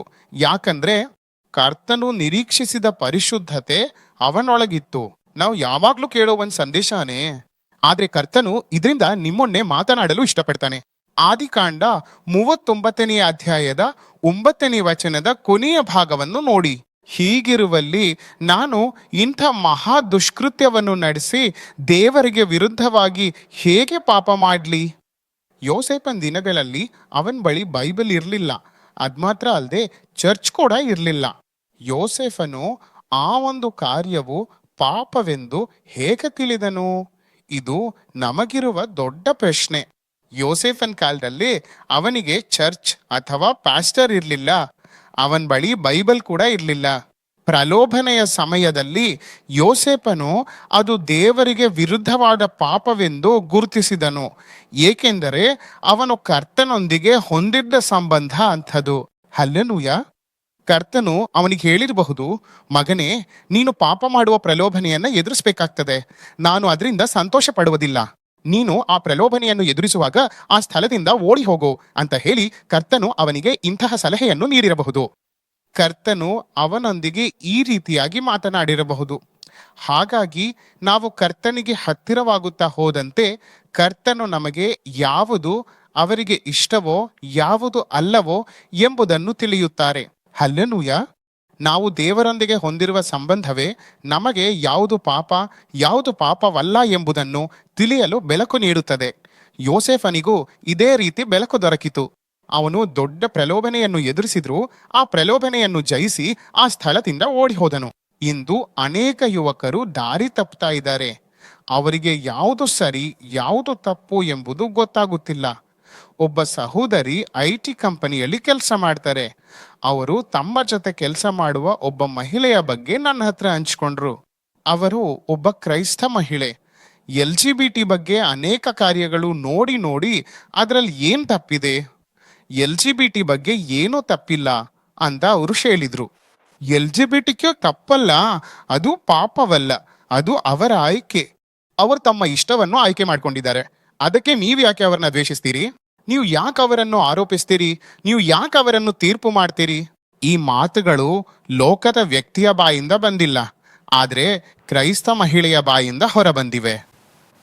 ಇಂದು ನಾವು ಯಾವುದು ಸರಿಯೋ ಯಾವುದು ತಪ್ಪು ಎಂಬುದನ್ನು ತಿಳಿಯುತ್ತಿಲ್ಲ. ಯಾಕಂದ್ರೆ ನಾವು ಕರ್ತನೊಂದಿಗೆ ಉತ್ತಮ ಸಂಬಂಧವನ್ನು ಹೊಂದಿಲ್ಲ. ಇಂದು ನಾವು ತುಂಬಾ ಸಲ ಸರಿಯಾದ ಆಯ್ಕೆ ಮಾಡಲು ಬಹುಪಾಲು ವಿಫಲವಾಗ್ತೀವಿ. ನಾವು ಸರಿಯೋ ಮತ್ತು ತಪ್ಪು ಎಂಬುದನ್ನು ಹೇಗೆ ವಿಭಜಿಸಬೇಕು ಎಂಬುದು ಗೊತ್ತಿಲ್ಲ. ಆ ವ್ಯಕ್ತಿಯನ್ನು ಸ್ನೇಹಿತನಾಗಿಸಿಕೊಳ್ಳುವುದು ಸರಿನಾ ಅಥವಾ ತಪ್ಪ, ಅಥವಾ ಅವರಿಗೆ ಮೆಸೇಜ್ ಮಾಡಬೇಕೋ ಬೇಡವೋ ಎಂಬ ನಿರ್ಧಾರ ಎಲ್ಲಿಂದ ಆರಂಭವಾಗುತ್ತದೆ? ಅದು ನಾವು ಕರ್ತನೊಂದಿಗೆ ಹೊಂದಿರುವ ಸಂಬಂಧದಿಂದ ಆರಂಭವಾಗುತ್ತದೆ. ಯಾಕಂದ್ರೆ ಆ ಸಂಬಂಧವು ನಮಗೆ ಒಳ್ಳೆಯದ ಕೆಟ್ಟದ್ದ ಎಂಬುದನ್ನು ಗುರುತಿಸಲು ಸಹಾಯ ಮಾಡುತ್ತದೆ. ಯೋಸೇಫನು ಅದು ದೇವರಿಗೆ ಇಷ್ಟವಿಲ್ಲದ ಕಾರ್ಯವೆಂದು ತಿಳಿದ ಕೂಡಲೇ ಅವನು ಮೇಲಕ್ಕೆ ನೋಡಿಕೊಂಡು, ನಾನು ಹೇಗೆ ಈ ಮಹಾಪಾಪವನ್ನು ದೇವರಿಗೆ ವಿರುದ್ಧವಾಗಿ ಮಾಡಲಿ ಎಂದು ಹೇಳಿ ಅವನು ಈ ಪ್ರಶ್ನೆಯನ್ನು ಕೇಳಿದನು. ಅವನು ಅದನ್ನು ವಿರೋಧಿಸಿದಷ್ಟೇ ಅಲ್ಲದೆ ಆ ಪಾಪದಿಂದ ದೂರ ಓಡಿದನು ಕೂಡ. ಪವಿತ್ರತೆ ಎಂಬುದು ಯುವಕರ ಶಕ್ತಿಯಾಗಿದೆ. ಒಮ್ಮೆ ಜಾನ್ ವೆಸ್ಲಿ ಅವರು ಪವಿತ್ರತೆಗೆ ಹಸಿವುಳ್ಳ 100 ಯುವಕರಿದ್ರೆ ಅವರು ಇಂಗ್ಲೆಂಡನ್ನೆಲ್ಲ ಬದಲಾಯಿಸಬಹುದು ಎಂದು ಹೇಳಿದ್ರು. ಹೀಗೆ ಜಾನ್ ವೆಸ್ಲಿ ಅವರು ಸವಾಲ್ ಹಾಕಿದ್ರು, ಪ್ರತಿಭೆ ಅಥವಾ ಉತ್ತಮ ಅರ್ಹತೆ ಅಗತ್ಯವಿಲ್ಲ. ಪವಿತ್ರತೆಗೆ ಆಸೆ ಪಡುವ ಕೇವಲ 100 ಯುವಕರಿಂದ ಇಂಗ್ಲೆಂಡನ್ನೆಲ್ಲ ಬದಲಾಯಿಸ್ತೇನೆ ಎಂದು ಅವರು ಸವಾಲ್ ಹಾಕಿದ್ರು. ಪವಿತ್ರತೆ ಯುವಕರ ಶಕ್ತಿಯಾಗಿದೆ. ನಿಮ್ಮಿಂದ ಕರ್ತನು ನಿರೀಕ್ಷಿಸುವ ಪವಿತ್ರತೆ ಮಾತ್ರ ನಿಮ್ಮನ್ನು ಉನ್ನತ ಸ್ಥಿತಿಗೆ ತರುತ್ತದೆ. ದಾನಿಯೇಲನ ಪವಿತ್ರತೆ ಅವನನ್ನು ಉನ್ನತ ಸ್ಥಿತಿಗೆ ಏರಿಸಿತು. ಯೇಸು ಪರಿಶುದ್ಧವಾಗಿದ್ದರಿಂದ ಸೈತಾನನು ಅವರ ಹತ್ರ ಬರಲಾಗ್ಲಿಲ್ಲ. ಇಂದು ನಿಮ್ಮ ಜೀವನ ಹೇಗಿದೆ? ನಿಮ್ಮ ವ್ಯಕ್ತಿಗತ ಜೀವನ ಹೇಗಿದೆ? ನೀವು ಇದನ್ನ ಯೋಚಿಸಿ ನೋಡಬೇಕು. ನೀವು ನಿಮ್ಮನ್ನು ಒಪ್ಪಿಸಿಕೊಟ್ಟು ಪಶ್ಚಾತ್ತಾಪ ಪಡಬೇಕಾದವುಗಳಿಂದ ಪಶ್ಚಾತ್ತಾಪ ಪಡಿರಿ. 3ನೇ ವಿಷಯವೇನೆಂದ್ರೆ, ಯೋಸೇಫನು ತನ್ನ ಜೀವನದಲ್ಲಿ ತಾಳ್ಮೆಯಿಂದ ಕಾಯ್ತಿದ್ನ. 40ನೇ ಅಧ್ಯಾಯದ 23ನೇ ವಚನದಲ್ಲಿ ಹೇಳಲಾಗಿದೆ, ಅವನು ರಾಜನ ಪಾನಪಾತ್ರಧಾರಿಗೆ ಅವನ ಕನಸನ್ನು ವಿವರಿಸುವ ಮೂಲಕ ಸಹಾಯ ಮಾಡ್ತಾನೆ. ಅವನು ಪಾನಪಾತ್ರಧಾರಿಗೆ ಅವನು ಸೆರೆಯಿಂದ ಬಿಡುಗಡೆ ಆಗುವಾಗ ತನ್ನನ್ನು ನೆನಪಿಸಿಕೊಳ್ಳಲು ಹೇಳ್ತಾನೆ. ಹೀಗೆ ಅವನು ಪಾನಪಾತ್ರಧಾರಿಗೆ ವಿನಂತಿ ಮಾಡಿದ್ದನು. ಆದರೆ ಪಾನಪಾತ್ರಧಾರಿ ಏನ್ ಮಾಡಿದನೋ, ಅವನು ಯೋಸೇಫನ್ನು ಮರೆತು ಬಿಟ್ಟನು. ಅನೇಕ ಬಾರಿ ಜನರು ನಮ್ಮನ್ನು ಮರೆತು ಹೋಗುತ್ತಾರೆ. ನಮ್ಮ ಪ್ರೀತಿಸುವವರು ಸಹ ನಮ್ಮನ್ನು ಮರೆತು ಹೋಗುತ್ತಾರೆ. ಕೆಲವೊಮ್ಮೆ ದೇವರು ಸಹ ಮರೆತು ಬಿಡ್ತಾರಾ ಎಂಬ ಆಲೋಚನೆಗಳು ಬರ್ತದೆ. ಆದರೆ ಯೋಸೇಫನು ತಾಳ್ಮೆಯಿಂದ ಇದ್ದನು. ಬಹುತೇಕ ಯುವಕರ ಸಮಸ್ಯೆ ಏನ್ ಗೊತ್ತಾ? ಕೆಲವರು ಹೇಳ್ತಾರೆ, ಕರ್ತನು ನನ್ನನ್ನು ಆಶೀರ್ವದಿಸಿಲ್ಲ, ಎಲ್ಲೆಡೆ ನನಗೆ ಸಾಲುಗಳೇ ಸುತ್ತಿವೆ, ಆದ್ರಿಂದ ನಾನು ಕರ್ತನನ್ನು ಹುಡುಕೋದಿಲ್ಲ, ಪ್ರಾರ್ಥಿಸೋದಿಲ್ಲ ಅಥವಾ ಚರ್ಚಿಗೆ ಹೋಗೋದಿಲ್ಲ. ಯೇಸು ನನ್ನಗಾಗಿ ಏನ್ ಮಾಡಿದ್ದಾರೆ? ಅನೇಕರು ಇಂಥ ಪ್ರಶ್ನೆಗಳನ್ನು ಕೇಳ್ತಾರೆ. ಯೋಸೇಫನಿಗೆ 13 ವರ್ಷಗಳ ಕಾಲ ಯಾವುದೇ ಉತ್ತರ ಇರಲಿಲ್ಲ. 13 ವರ್ಷಗಳ ಕಾಲ ಯಾವುದೇ ಸೂಚನೆ ಕೂಡ ಇರಲಿಲ್ಲ. ಪರಿಸ್ಥಿತಿ ಇನ್ನೂ ಮೋಸವಾಗಿಯೇ ಹೋಗ್ತಿತ್ತು. ಅವನಿಗೆ ಕೊನೆಯ ಆಶೆ ಉಳಿದಿತ್ತು. ಅವನು ಪಾನಪಾತ್ರಧಾರಿಯ ಮೂಲಕ ಜೈಲಿನಿಂದ ಹೊರಗೆ ಬರುವುದಕ್ಕೆ ಅವಕಾಶ ಸಿಗಬಹುದು ಎಂದು ನಿರೀಕ್ಷಿಸಿದ್ದನು. ಪಾನಪಾತ್ರಧಾರಿಯ ಮೂಲಕ ಒಂದು ಅವಕಾಶವಾದರೂ ಸಿಕ್ಕುತ್ತಾ ಎಂದು ಅವನು ತುಂಬಾ ನಿರೀಕ್ಷಿಸುತ್ತಿದ್ದನು. ಆದರೆ 2 ವರ್ಷಗಳ ಕಾಲ ಪಾನಪಾತ್ರಧಾರಿ ಯೋಸೇಫನನ್ನ ಮರೆತನು. ಯೋಸೇಫನು ತಾಳ್ಮೆಯಿಂದ ಕಾಯುತ್ತಿದ್ದನು. ಅವನು ಕರ್ತನನ್ನ ಬಿಟ್ಟು ಹೋಗಲಿಲ್ಲ ಅಥವಾ ಆತನನ್ನ ದೋಷಾರೋಪಣೆಯೂ ಮಾಡಲಿಲ್ಲ. ಆದ್ದರಿಂದ ಕರ್ತನು ಸರಿಯಾದ ಸಮಯದಲ್ಲಿ ಯೋಸೇಫನ್ನು ಉನ್ನತಿಗೆ ತಂದುಕೊಂಡನು. ಹಲ್ಲೆಲೂಯ. ಇಬ್ರಿಯರಿಗೆ 10ನೇ ಅಧ್ಯಾಯ 36ನೇ ವಚನ ನೋಡಿ. ವಾಗ್ದಾನದ ಫಲವನ್ನು ಹೊಂದಬೇಕಾದ್ರೆ ನಿಮಗೆ ತಾಳ್ಮೆ ಬೇಕು ಎಂದು ಇಬ್ರಿಯರಿಗೆ 10:13 ಬರೆಯಲ್ಪಟ್ಟಿದೆ. ವಾಗ್ದಾನವು ನೆರವೇರಬೇಕಾದ್ರೆ ನಮಗೆ ತಾಳ್ಮೆ ತುಂಬಾ ಮುಖ್ಯ. 1 ಪೇತ್ರ 5ನೇ ಅಧ್ಯಾಯ 6ನೇ ವಚನದಲ್ಲಿ ಹೀಗೆ ಬರೆಯಲ್ಪಟ್ಟಿದೆ, ದೇವರ ತ್ರಾಣವುಳ್ಳ ಹಸ್ತದ ಕೆಳಗೆ ನಿಮ್ಮನ್ನು ತಗ್ಗಿಸಿಕೊಳ್ಳಿರಿ, ಆತನು ತಕ್ಕ ಕಾಲದಲ್ಲಿ ನಿಮ್ಮನ್ನು ಮೇಲಕ್ಕೆ ತರುವನು. ಕರ್ತನು ನಿಮ್ಮನ್ನು ಉನ್ನತಿಗೆ ತರುವ ಸಮಯ ಬರುತ್ತದೆ. ಕರ್ತನು ನಿಮ್ಮನ್ನು ಆಶೀರ್ವದಿಸುವ ಸಮಯ ಬರುತ್ತದೆ. ಕರ್ತನು ನಿಮ್ಮ ಪರಿಸ್ಥಿತಿಗಳನ್ನು ಬದಲಾಯಿಸುವ ಸಮಯ ಬರುತ್ತದೆ. ಆ ಸಮಯದವರೆಗೂ ನೀವು ತಾಳ್ಮೆಯೊಂದಿಗೆ ಕಾಯಬೇಕು. ನಮ್ಗೆ ತಾಳ್ಮೆ ಇಲ್ಲದ್ರಿಂದ ನಾವು ತಪ್ಪು ನಿರ್ಧಾರ ತೆಗೆದುಕೊಳ್ತೇವೆ ಅಥವಾ ತಪ್ಪು ಕೆಲಸ ಅಥವಾ ದಾರಿಯನ್ನ ಆಯ್ಕೆ ಮಾಡ್ತೇವೆ. ಆದ್ರೆ ನೀವು ಸ್ವಲ್ಪ ಸಹನೆಪೂರ್ವಕವಾಗಿ ಕಾಯುತ್ತಾ, ಕರ್ತನು ನನಗೆ ವಾಗ್ದಾನ ಮಾಡಿದ್ದಾರೆ, ಅವರು ಅದನ್ನು ನೆರವೇರಿಸುತ್ತಾರೆ, ಅವರು ನನ್ನನ್ನು ಆಶೀರ್ವದಿಸುತ್ತಾರೆ, ನಾನು ಕರ್ತನಲ್ಲಿ ನಂಬಿಕೆ ಇಡುತ್ತೇನೆ ಎಂದು ಹೇಳಿದರೆ, ನಾವು ಶಾಂತವಾಗಿದ್ದು ಸಹನೆಪೂರ್ವಕವಾಗಿ ಕಾಯುವುದಾದ್ರೆ ಕರ್ತನು ನಮ್ಮನ್ನು ಆಶೀರ್ವದಿಸಿ ತನ್ನ ವಾಗ್ದಾನವನ್ನು ನೆರವೇರಿಸುತ್ತಾರೆ. 4ನೇದು, ಯೋಸೇಫನಿಗೆ ಕ್ಷಮಿಸುವ ಸ್ವಭಾವವಿತ್ತು. ನನ್ನ ಸಹೋದರರು ನನ್ನನ್ನು ಗುಂಡಿಗೆಸೆದಿದ್ದಾರೆ, ಯಾವತ್ತಾದ್ರೂ ಒಂದಿನ ಅವರು ನನ್ನನ್ನು ಹುಡುಕೊಂಡು ಬರ್ತಾರೆ, ಆ ದಿನ ನಾನು ಅವರ ಚಾಪ್ಟರ್ನ ಕ್ಲೋಸ್ ಮಾಡ್ತೀನಿ. ಯೋಸೆಫನಿಗೆ ಇಂಥ ಮನೋಭಾವ ಇರಲಿಲ್ಲ. ಅವರು ಬಂದಾಗ ಅವರ ಉದ್ದೇಶವನ್ನು ಅರ್ಥ ಮಾಡಿಕೊಂಡನು. ಇದು ನಿಮ್ಮ ಯೋಜನೆಯಲ್ಲ, ಕರ್ತನು ನನ್ನನ್ನು ಇಲ್ಲಿ ತಂದಿದ್ದಾರೆ ಎಂದು ಅವನು ಸುಲಭವಾಗಿ ಅರ್ಥ ಮಾಡಿಕೊಂಡನು. ನೀವು ಏನು ಮಾಡಿಲ್ಲ, ಕರ್ತನೇ ನನ್ನನ್ನು ನಿಮಗಿಂತ ಮೊದಲು ಐಗುಪ್ತಕ್ಕೆ ತಂದಿದ್ದಾರೆ, ಅವರು ಇದನ್ನು ಅನೇಕರ ಜೀವವನ್ನು ಉಳಿಸಲು ಮಾಡಿದ್ದಾರೆ. ಅವನಿಗೆ ದೇವರ ದೃಷ್ಟಿಕೋನ ಮತ್ತು ಅವನಿಗೆ ಸಂಭವಿಸಿದ ಎಲ್ಲದರ ಹಿಂದೆ ಇರುವ ಉದ್ದೇಶ ಅರ್ಥವಾಗಿದ್ರಿಂದ ಅವನು ತನ್ನ ಸಹೋದರರನ್ನು ಸುಲಭವಾಗಿ ಕ್ಷಮಿಸಬಲ್ಲನು. ಜನರು ನಮ್ಮ ವಿರುದ್ಧ ಏನಾದರೂ ಮಾಡಿದಾಗ ಅಥವಾ ಮಾತನಾಡಿದಾಗ ಕ್ಷಮಿಸುವ ಹೃದಯ ನಮ್ಮಲ್ಲಿದ್ರೆ ಮಾತ್ರ ನಾವು ಫಲಭರಿತವಾದ ಜೀವನವನ್ನು ನಡೆಸಬಹುದು. ಕೊನೆಗೆ 5ನೇ ಅಂಶವನ್ನು ನೋಡೋಣ ಮತ್ತು ನಂತರ ಪ್ರಾರ್ಥಿಸೋಣ. ಕೊನೆಯಲ್ಲಿ ಯೋಸೇಫನ್ನು ಹೆಚ್ಚಿಸಲ್ಪಟ್ಟನು. ಅವನು ಫರೋಹನ ನಂತರದ ಸ್ಥಾನಕ್ಕೆ ಹೆಚ್ಚಿಸಲ್ಪಟ್ಟನು. ಅವನಿಗೆ ದೊಡ್ಡ ಹೊಣೆಗಾರಿಕೆ ನೀಡಲಾಯಿತು. ಯೋಸೇಫನಿಗೆ ಜವಾಬ್ದಾರಿ ನೀಡಲಾಗಿದ್ರೂ ಅವನು ಹೆಮ್ಮೆ ಪಡಲಿಲ್ಲ ಅಥವಾ ತನ್ನನ್ನು ಹೆಚ್ಚಿಸಿಕೊಳ್ಳಿಲ್ಲ. ಅದಲ್ಲದೆ ಅವನು ಅಲ್ಲಿಯ ಮಹಾನ್ ವ್ಯಕ್ತಿ ಎಂದು ಹೇಳಲಿಲ್ಲ. ದೇವರು ಅವನಿಗೆ ಜವಾಬ್ದಾರಿಯನ್ನು ಕೊಟ್ಟಿದ್ದಾರೆ ಎಂಬುದನ್ನು ಅವನು ಅರ್ಥ ಮಾಡಿಕೊಂಡನು. ಆ ಜವಾಬ್ದಾರಿ ಯಾವುದು? ಐಗುಪ್ತದೆಲ್ಲೆಡೆಯೂ ಬರಗಾಲ ಬರುವಂತಿತ್ತು. ಜನರು ನಾಶವಾಗಲಿದ್ದಾರೆ. ಎಲ್ಲ ಜನರು ರಕ್ಷಿಸಲ್ಪಡಬೇಕಾದ್ರೆ ನಾನು ಕಠಿಣವಾಗಿ ಕೆಲಸ ಮಾಡಬೇಕು. ನಾನು ನನ್ನ ಜವಾಬ್ದಾರಿಯನ್ನ ಅರ್ಥ ಮಾಡಿಕೊಂಡು ಕೆಲಸ ಮಾಡಿದ್ರೆ ಮಾತ್ರ ಈ ರಾಷ್ಟ್ರ ರಕ್ಷಿಸಲ್ಪಡ್ತದೆ. ಅವನು ತನ್ನ ಜವಾಬ್ದಾರಿಯನ್ನು ಮತ್ತು ಅವನಿಗೆ ದೊಡ್ಡ ಸ್ಥಾನ ನೀಡಲಾಗಿದ್ದ ಕಾರಣವನ್ನು ಅರಿತುಕೊಂಡನು. ಅವನು ಕಠಿಣವಾಗಿ ಕೆಲಸ ಮಾಡೋ ಪ್ರಾರಂಭಿಸಿದ. ಅವನು 7 ವರ್ಷಗಳ ಕಾಲ ಕಠಿಣವಾಗಿ ಕೆಲಸ ಮಾಡಿದ. ಅವನು ಐಗುಪ್ತ್ಯದೆಲ್ಲೆಡೆಯೂ ಲಭ್ಯವಿದ್ದ ಎಲ್ಲಾ ಧಾನ್ಯಗಳನ್ನ ಸಂಗ್ರಹಿಸಿದನು. ಬರಗಾಲದ ಸಮಯದಲ್ಲಿ ಯೋಸೇಫನು ಸಿದ್ಧನಾಗಿದ್ದನು. ಬರಗಾಲದಿಂದ ಜಗತ್ತು ಕಷ್ಟಪಟ್ಟಾಗ ಅದನ್ನು ಎದುರಿಸಲು ಯೋಸೇಫನು ಸಿದ್ಧನಾಗಿದ್ದನು. ಬನ್ನಿ, ನಿಮಗೆ ಬೇಕಾದುದನ್ನು ನಾನು ಕೊಡುತ್ತೇನೆ ಎಂದು ಹೇಳಿ ಯೋಸೇಫನು 7 ವರ್ಷಗಳ ಕಾಲ ಜಗತ್ತಿಗೆ ಆಹಾರ ನೀಡಿದನು. ಹಲ್ಲೆಲೂಯಾ. ದೇವರು ನಮಗೆ ಜವಾಬ್ದಾರಿಯನ್ನು ನೀಡಿದಾಗ ಅದು ಸಣ್ಣದಾಗಿರ್ಲಿ ಅಥವಾ ದೊಡ್ಡದಾಗಿರ್ಲಿ, ಅದರ ಹಿಂದೆ ಒಂದು ದೊಡ್ಡ ಉದ್ದೇಶವಿರುತ್ತೆ. ಇಂದು ನಾವು ಅನೇಕ ವಿಧದ ಸೇವೆಗಳನ್ನು ಮಾಡ್ತಿದ್ದೇವೆ.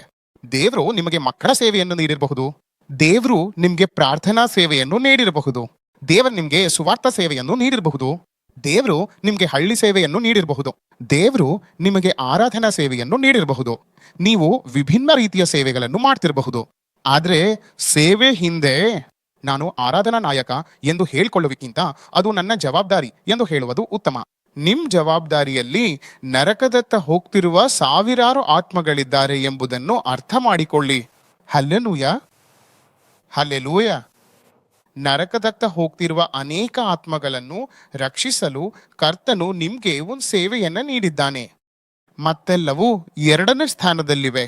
ನಾಶವಾಗ್ತಿರುವ ಆತ್ಮಗಳನ್ನು ಉಳಿಸಲು ಮತ್ತು ಬಿಡುಗಡೆ ಮಾಡಲು ಕರ್ತನು ನಿಮ್ಮನ್ನು ಆರಿಸಿ ಸೇವೆಗೆ ನೇಮಿಸಿದ್ದಾನೆ ಎಂಬುದೇ ಕಾರಣ. ಯೋಸೇಫನು ಆ ಉದ್ದೇಶವನ್ನ ಅರ್ಥ ಮಾಡಿಕೊಂಡನು. ಅವನೊಬ್ಬ ಆಶೀರ್ವಾದನಾದನು. ಅವನು ತನ್ನ ಕುಟುಂಬಕ್ಕೆ ಆಶೀರ್ವಾದನಾದನು. ಅವನು ಇಡೀ ಲೋಕಕ್ಕೆ ಆಶೀರ್ವಾದನಾದನು. ಯೋಸೇಫನು ಫಲವತ್ತಾದ ಜೀವನವನ್ನು ನಡೆಸಿದನು. ಅವನು ಬಹಳ ಫಲವನ್ನು ತಂದ ಜೀವನವನ್ನು ನಡೆಸಿದನು. ಕರ್ತನು ಈ ಸ್ಟ್ಯಾಂಡರ್ಡ್ ಅನ್ನು ನಿಮ್ಮ ಮುಂದೆ ಇಡ್ತಿದ್ದಾನೆ. ಕರ್ತನು ಯೋಸೇಫನ ಜೀವನದ ಸ್ಟ್ಯಾಂಡರ್ಡ್ ಅನ್ನು ನಿಮ್ಮ ಮುಂದೆ ಅನುಸರಿಸಲು ಮಾದರಿಯಾಗಿ ಇಡ್ತಿದ್ದಾನೆ. ನೀವು ಶಾಲೆ ಕಾಲೇಜ್ನಲ್ಲಿ ಓದ್ತಿರ್ಬೋದು ಅಥವಾ ಕೆಲಸ ಮಾಡ್ತಿರ್ಬೋದು. ನೀವು ಎಲ್ಲಿದ್ರು ಯೋಸೇಫನ ಜೀವನದ ಸ್ಟ್ಯಾಂಡರ್ಡ್ ಅನ್ನು ಅನುಸರಿಸಿ ಕರ್ತನಿಗಾಗಿ ಬದುಕಬೇಕೆಂದು ಕರ್ತನು ನಿರೀಕ್ಷಿಸುತ್ತಾನೆ. ನಿಮ್ಮಲ್ಲಿ ಎಷ್ಟು ಜನ ಅದನ್ನು ಬಯಸುತ್ತೀರಿ? ಲೈವ್ ನೋಡ್ತಿರುವವರು ನಿಮ್ಗೆ ಕರ್ತನು ಮಾತನಾಡಿದಾನೆ ಎಂದು ನೆನೆಸುತ್ತೇನೆ. ನೀವು ಎಲ್ಲಿದ್ರು ಕರ್ತನಿಗೆ ಹೇಳಿ, ಕರ್ತನೆ, ನಾನು ಯೋಸೇಫನಂತೆ ಫಲವತ್ತಾದ ಜೀವನವನ್ನು ನಡೆಸಬೇಕು. ನನ್ನ ಜೀವನದಲ್ಲಿರೋ ಫಲವಿಲ್ಲದ ಅಂಧಕಾರದ ಕಾರ್ಯಗಳನ್ನ ನಾನು ಗದರಿಸ್ತೇನೆ. ನಾನು ನಿಮಗೆ 2 ನಿಮಿಷ ಸಮಯ ಕೊಡ್ತೇನೆ. ಪ್ರತಿಯೊಬ್ಬರೂ ಪ್ರಾರ್ಥಿಸಬೇಕು. ಕರ್ತನು ನಿಮಗೆ ತೋರಿಸಿದ ನಿಮ್ಮ ಜೀವನದಲ್ಲಿರುವ ಪ್ರತಿಯೊಂದು ಫಲವಿಲ್ಲದ ಅಂಧಕಾರದ ಕಾರ್ಯವನ್ನು ನಿಮ್ಮ ಕಣ್ಣುಗಳನ್ನ ಮುಚ್ಚಿ ಮತ್ತು ನಿಮ್ಮನ್ನು ಕರ್ತನಿಗೆ ಅರ್ಪಿಸಿ. ಮೊದಲು ನಿಮ್ಮನ್ನು ಕರ್ತನಿಗೆ ಅರ್ಪಿಸಿ. ಕರ್ತನಿಗೆ ನಿಮ್ಮನ್ನು ಅರ್ಪಿಸದಿದ್ದರೆ ಕರ್ತನು ಉಪಯೋಗಿಸಲಾಗದು. ನಿಮ್ಮನ್ನು ಕರ್ತನಿಗೆ ಅರ್ಪಿಸದಿದ್ದರೆ ಕರ್ತನು ಉಪಯೋಗಿಸಲು ಸಾಧ್ಯವಿಲ್ಲ. ನಿಮ್ಮನ್ನು ಕರ್ತನಿಗೆ ಅರ್ಪಿಸದವರು ಕರ್ತನಿಗಾಗಿ ಫಲವತ್ತಾದ ಜೀವನವನ್ನು ನಡೆಸಲು ಸಾಧ್ಯವಿಲ್ಲ. ನಿಮ್ಮನ್ನು ಕರ್ತನಿಗೆ ಅರ್ಪಿಸಿ. ಕರ್ತನು ನಿಮಗೆ ತೋರಿಸಿದ ಆ ವಿಷಯವನ್ನು, ನಿಮ್ಮ ಜೀವನದಲ್ಲಿ ದೇವರಿಗೆ ಇಷ್ಟವಿಲ್ಲದ ಕೆಲವು ವಿಷಯಗಳಿವೆ. ದೇವರು ನಿಮ್ಮ ಜೀವನದಲ್ಲಿ ಅವರಿಗೆ ಇಷ್ಟವಿಲ್ಲದ ವಿಷಯಗಳನ್ನು ನಿಮಗೆ ಬಹಿರಂಗಪಡಿಸಬಹುದು. ಅವುಗಳನ್ನು ಅವರ ಮುಂದೆ ಇಡಿ ಮತ್ತು ಒಪ್ಪಿಸಿಕೊಡಿ. ಯೇಸು ಕ್ರಿಸ್ತನ ಹೆಸರಿನಲ್ಲಿ ನಾನು ಇದಕ್ಕೆ ಇನ್ನೆಂದಿಗೂ ದಾಸನಾಗುವುದಿಲ್ಲ ಎಂದು ಹೇಳಿ, ನಾನು ಇದನ್ನು ಇನ್ನೆಂದಿಗೂ ಮಾಡುವುದಿಲ್ಲ ಎಂದು ಒಪ್ಪಿಸಿಕೊಡಿರಿ. ಯೇಸು ಕ್ರಿಸ್ತನ ಹೆಸರಿನಲ್ಲಿ ನಾನು ಫಲವಿಲ್ಲದ ಅಂಧಕಾರದ ಕೃತ್ಯಗಳನ್ನು ಗದರಿಸುತ್ತೇನೆ ಎಂದು ಹೇಳು. ಫಲವಿಲ್ಲದ ಅಂಧಕಾರದ ಕೃತ್ಯಗಳನ್ನು ಗದರಿಸು. ಯೇಸು ಕ್ರಿಸ್ತನ ಹೆಸರಿನಲ್ಲಿ ನೀವು ನಿಮ್ಮನ್ನು ಕರ್ತನಿಗೆ ಅರ್ಪಿಸಿ. ಕರ್ತನೆ, ಇನ್ನು ಮುಂದೆ ನಾನು ನಿನಗೆ ಇಷ್ಟವಾಗುವ ಜೀವನವನ್ನು ನಡೆಸುತ್ತೇನೆ ಎಂದು ಹೇಳಿ. ಇನ್ನು ಮುಂದೆ ನಾನು ನಿಮಗೆ ಇಷ್ಟವಾಗುವ ಜೀವನವನ್ನು ನಡೆಸುತ್ತೇನೆ. ನಾನು ಪರಿಶುದ್ಧ ಜೀವನವನ್ನು ನಡೆಸುತ್ತೇನೆ. ಈ ಸ್ವಭಾವವು ನನ್ನ ಪರಿಶುದ್ಧತೆಯನ್ನು ನಾಶ ಮಾಡುತ್ತಿದೆ. ಈ ವರ್ತನೆ ನನ್ನ ಪರಿಶುದ್ಧತೆಯನ್ನು ಹಾಳು ಮಾಡುತ್ತಿದೆ. ನನ್ನ ಪರಿಶುದ್ಧತೆಯನ್ನು ಹಾಳು ಮಾಡುವ ಕೆಲವು ವಿಷಯಗಳು ನನ್ನ ಜೀವನದಲ್ಲಿವೆ. ನಾನು ಇದನ್ನು ನನ್ನ ಜೀವನದಲ್ಲಿ ಅನುಮತಿಸಿದ್ದೇನೆ ಎಂದು ನನಗೆ ಚೆನ್ನಾಗಿ ಗೊತ್ತಿದೆ. ಈ ಚಾಟ್ ಅನ್ನು ಪ್ರಾರಂಭಿಸಿದವನು ನಾನು. ಇಂತಹ ಕೆಲಸಗಳನ್ನು ಮಾಡಲಾರಂಭಿಸಿದವನು ನಾನು. ಅದನ್ನು ನೋಡಲು ಪ್ರಾರಂಭಿಸಿದವನು ನಾನು. ಈ ಆಟವನ್ನು ಇನ್ಸ್ಟಾಲ್ ಮಾಡಿದವನು ನಾನು ಯೇಸು ಕ್ರಿಸ್ತನ ಹೆಸರಿನಲ್ಲಿ ಇದನ್ನು ಗದರಿಸ್ತೇನೆ. ನೀವು ಇದನ್ನು ಗದರಿಸಿದಾಗ ಇಂದು ಕರ್ತನು ನಿಮ್ಮನ್ನು ಅದರಿಂದ ಬಿಡುಗಡೆಯನ್ನು ಕೊಡುತ್ತಾನೆ. ಇಷ್ಟು ಕಾಲ ನೀವು ಅದನ್ನು ಜಯಿಸುವ ಶಕ್ತಿ ಹೊಂದಿರಲಿಲ್ಲ. ಇಂದು ನೀವು ಅವುಗಳನ್ನು ಗದರಿಸಿದಾಗ ಕರ್ತನೆ ಸ್ವತಃ ನಿಮ್ಮ ಜೀವನದಿಂದ ಆ ಫಲವಿಲ್ಲದ ಅಂಧಕಾರದ ಕಾರ್ಯಗಳನ್ನು ತೆಗೆದುಹಾಕುತ್ತಿದ್ದಾನೆ.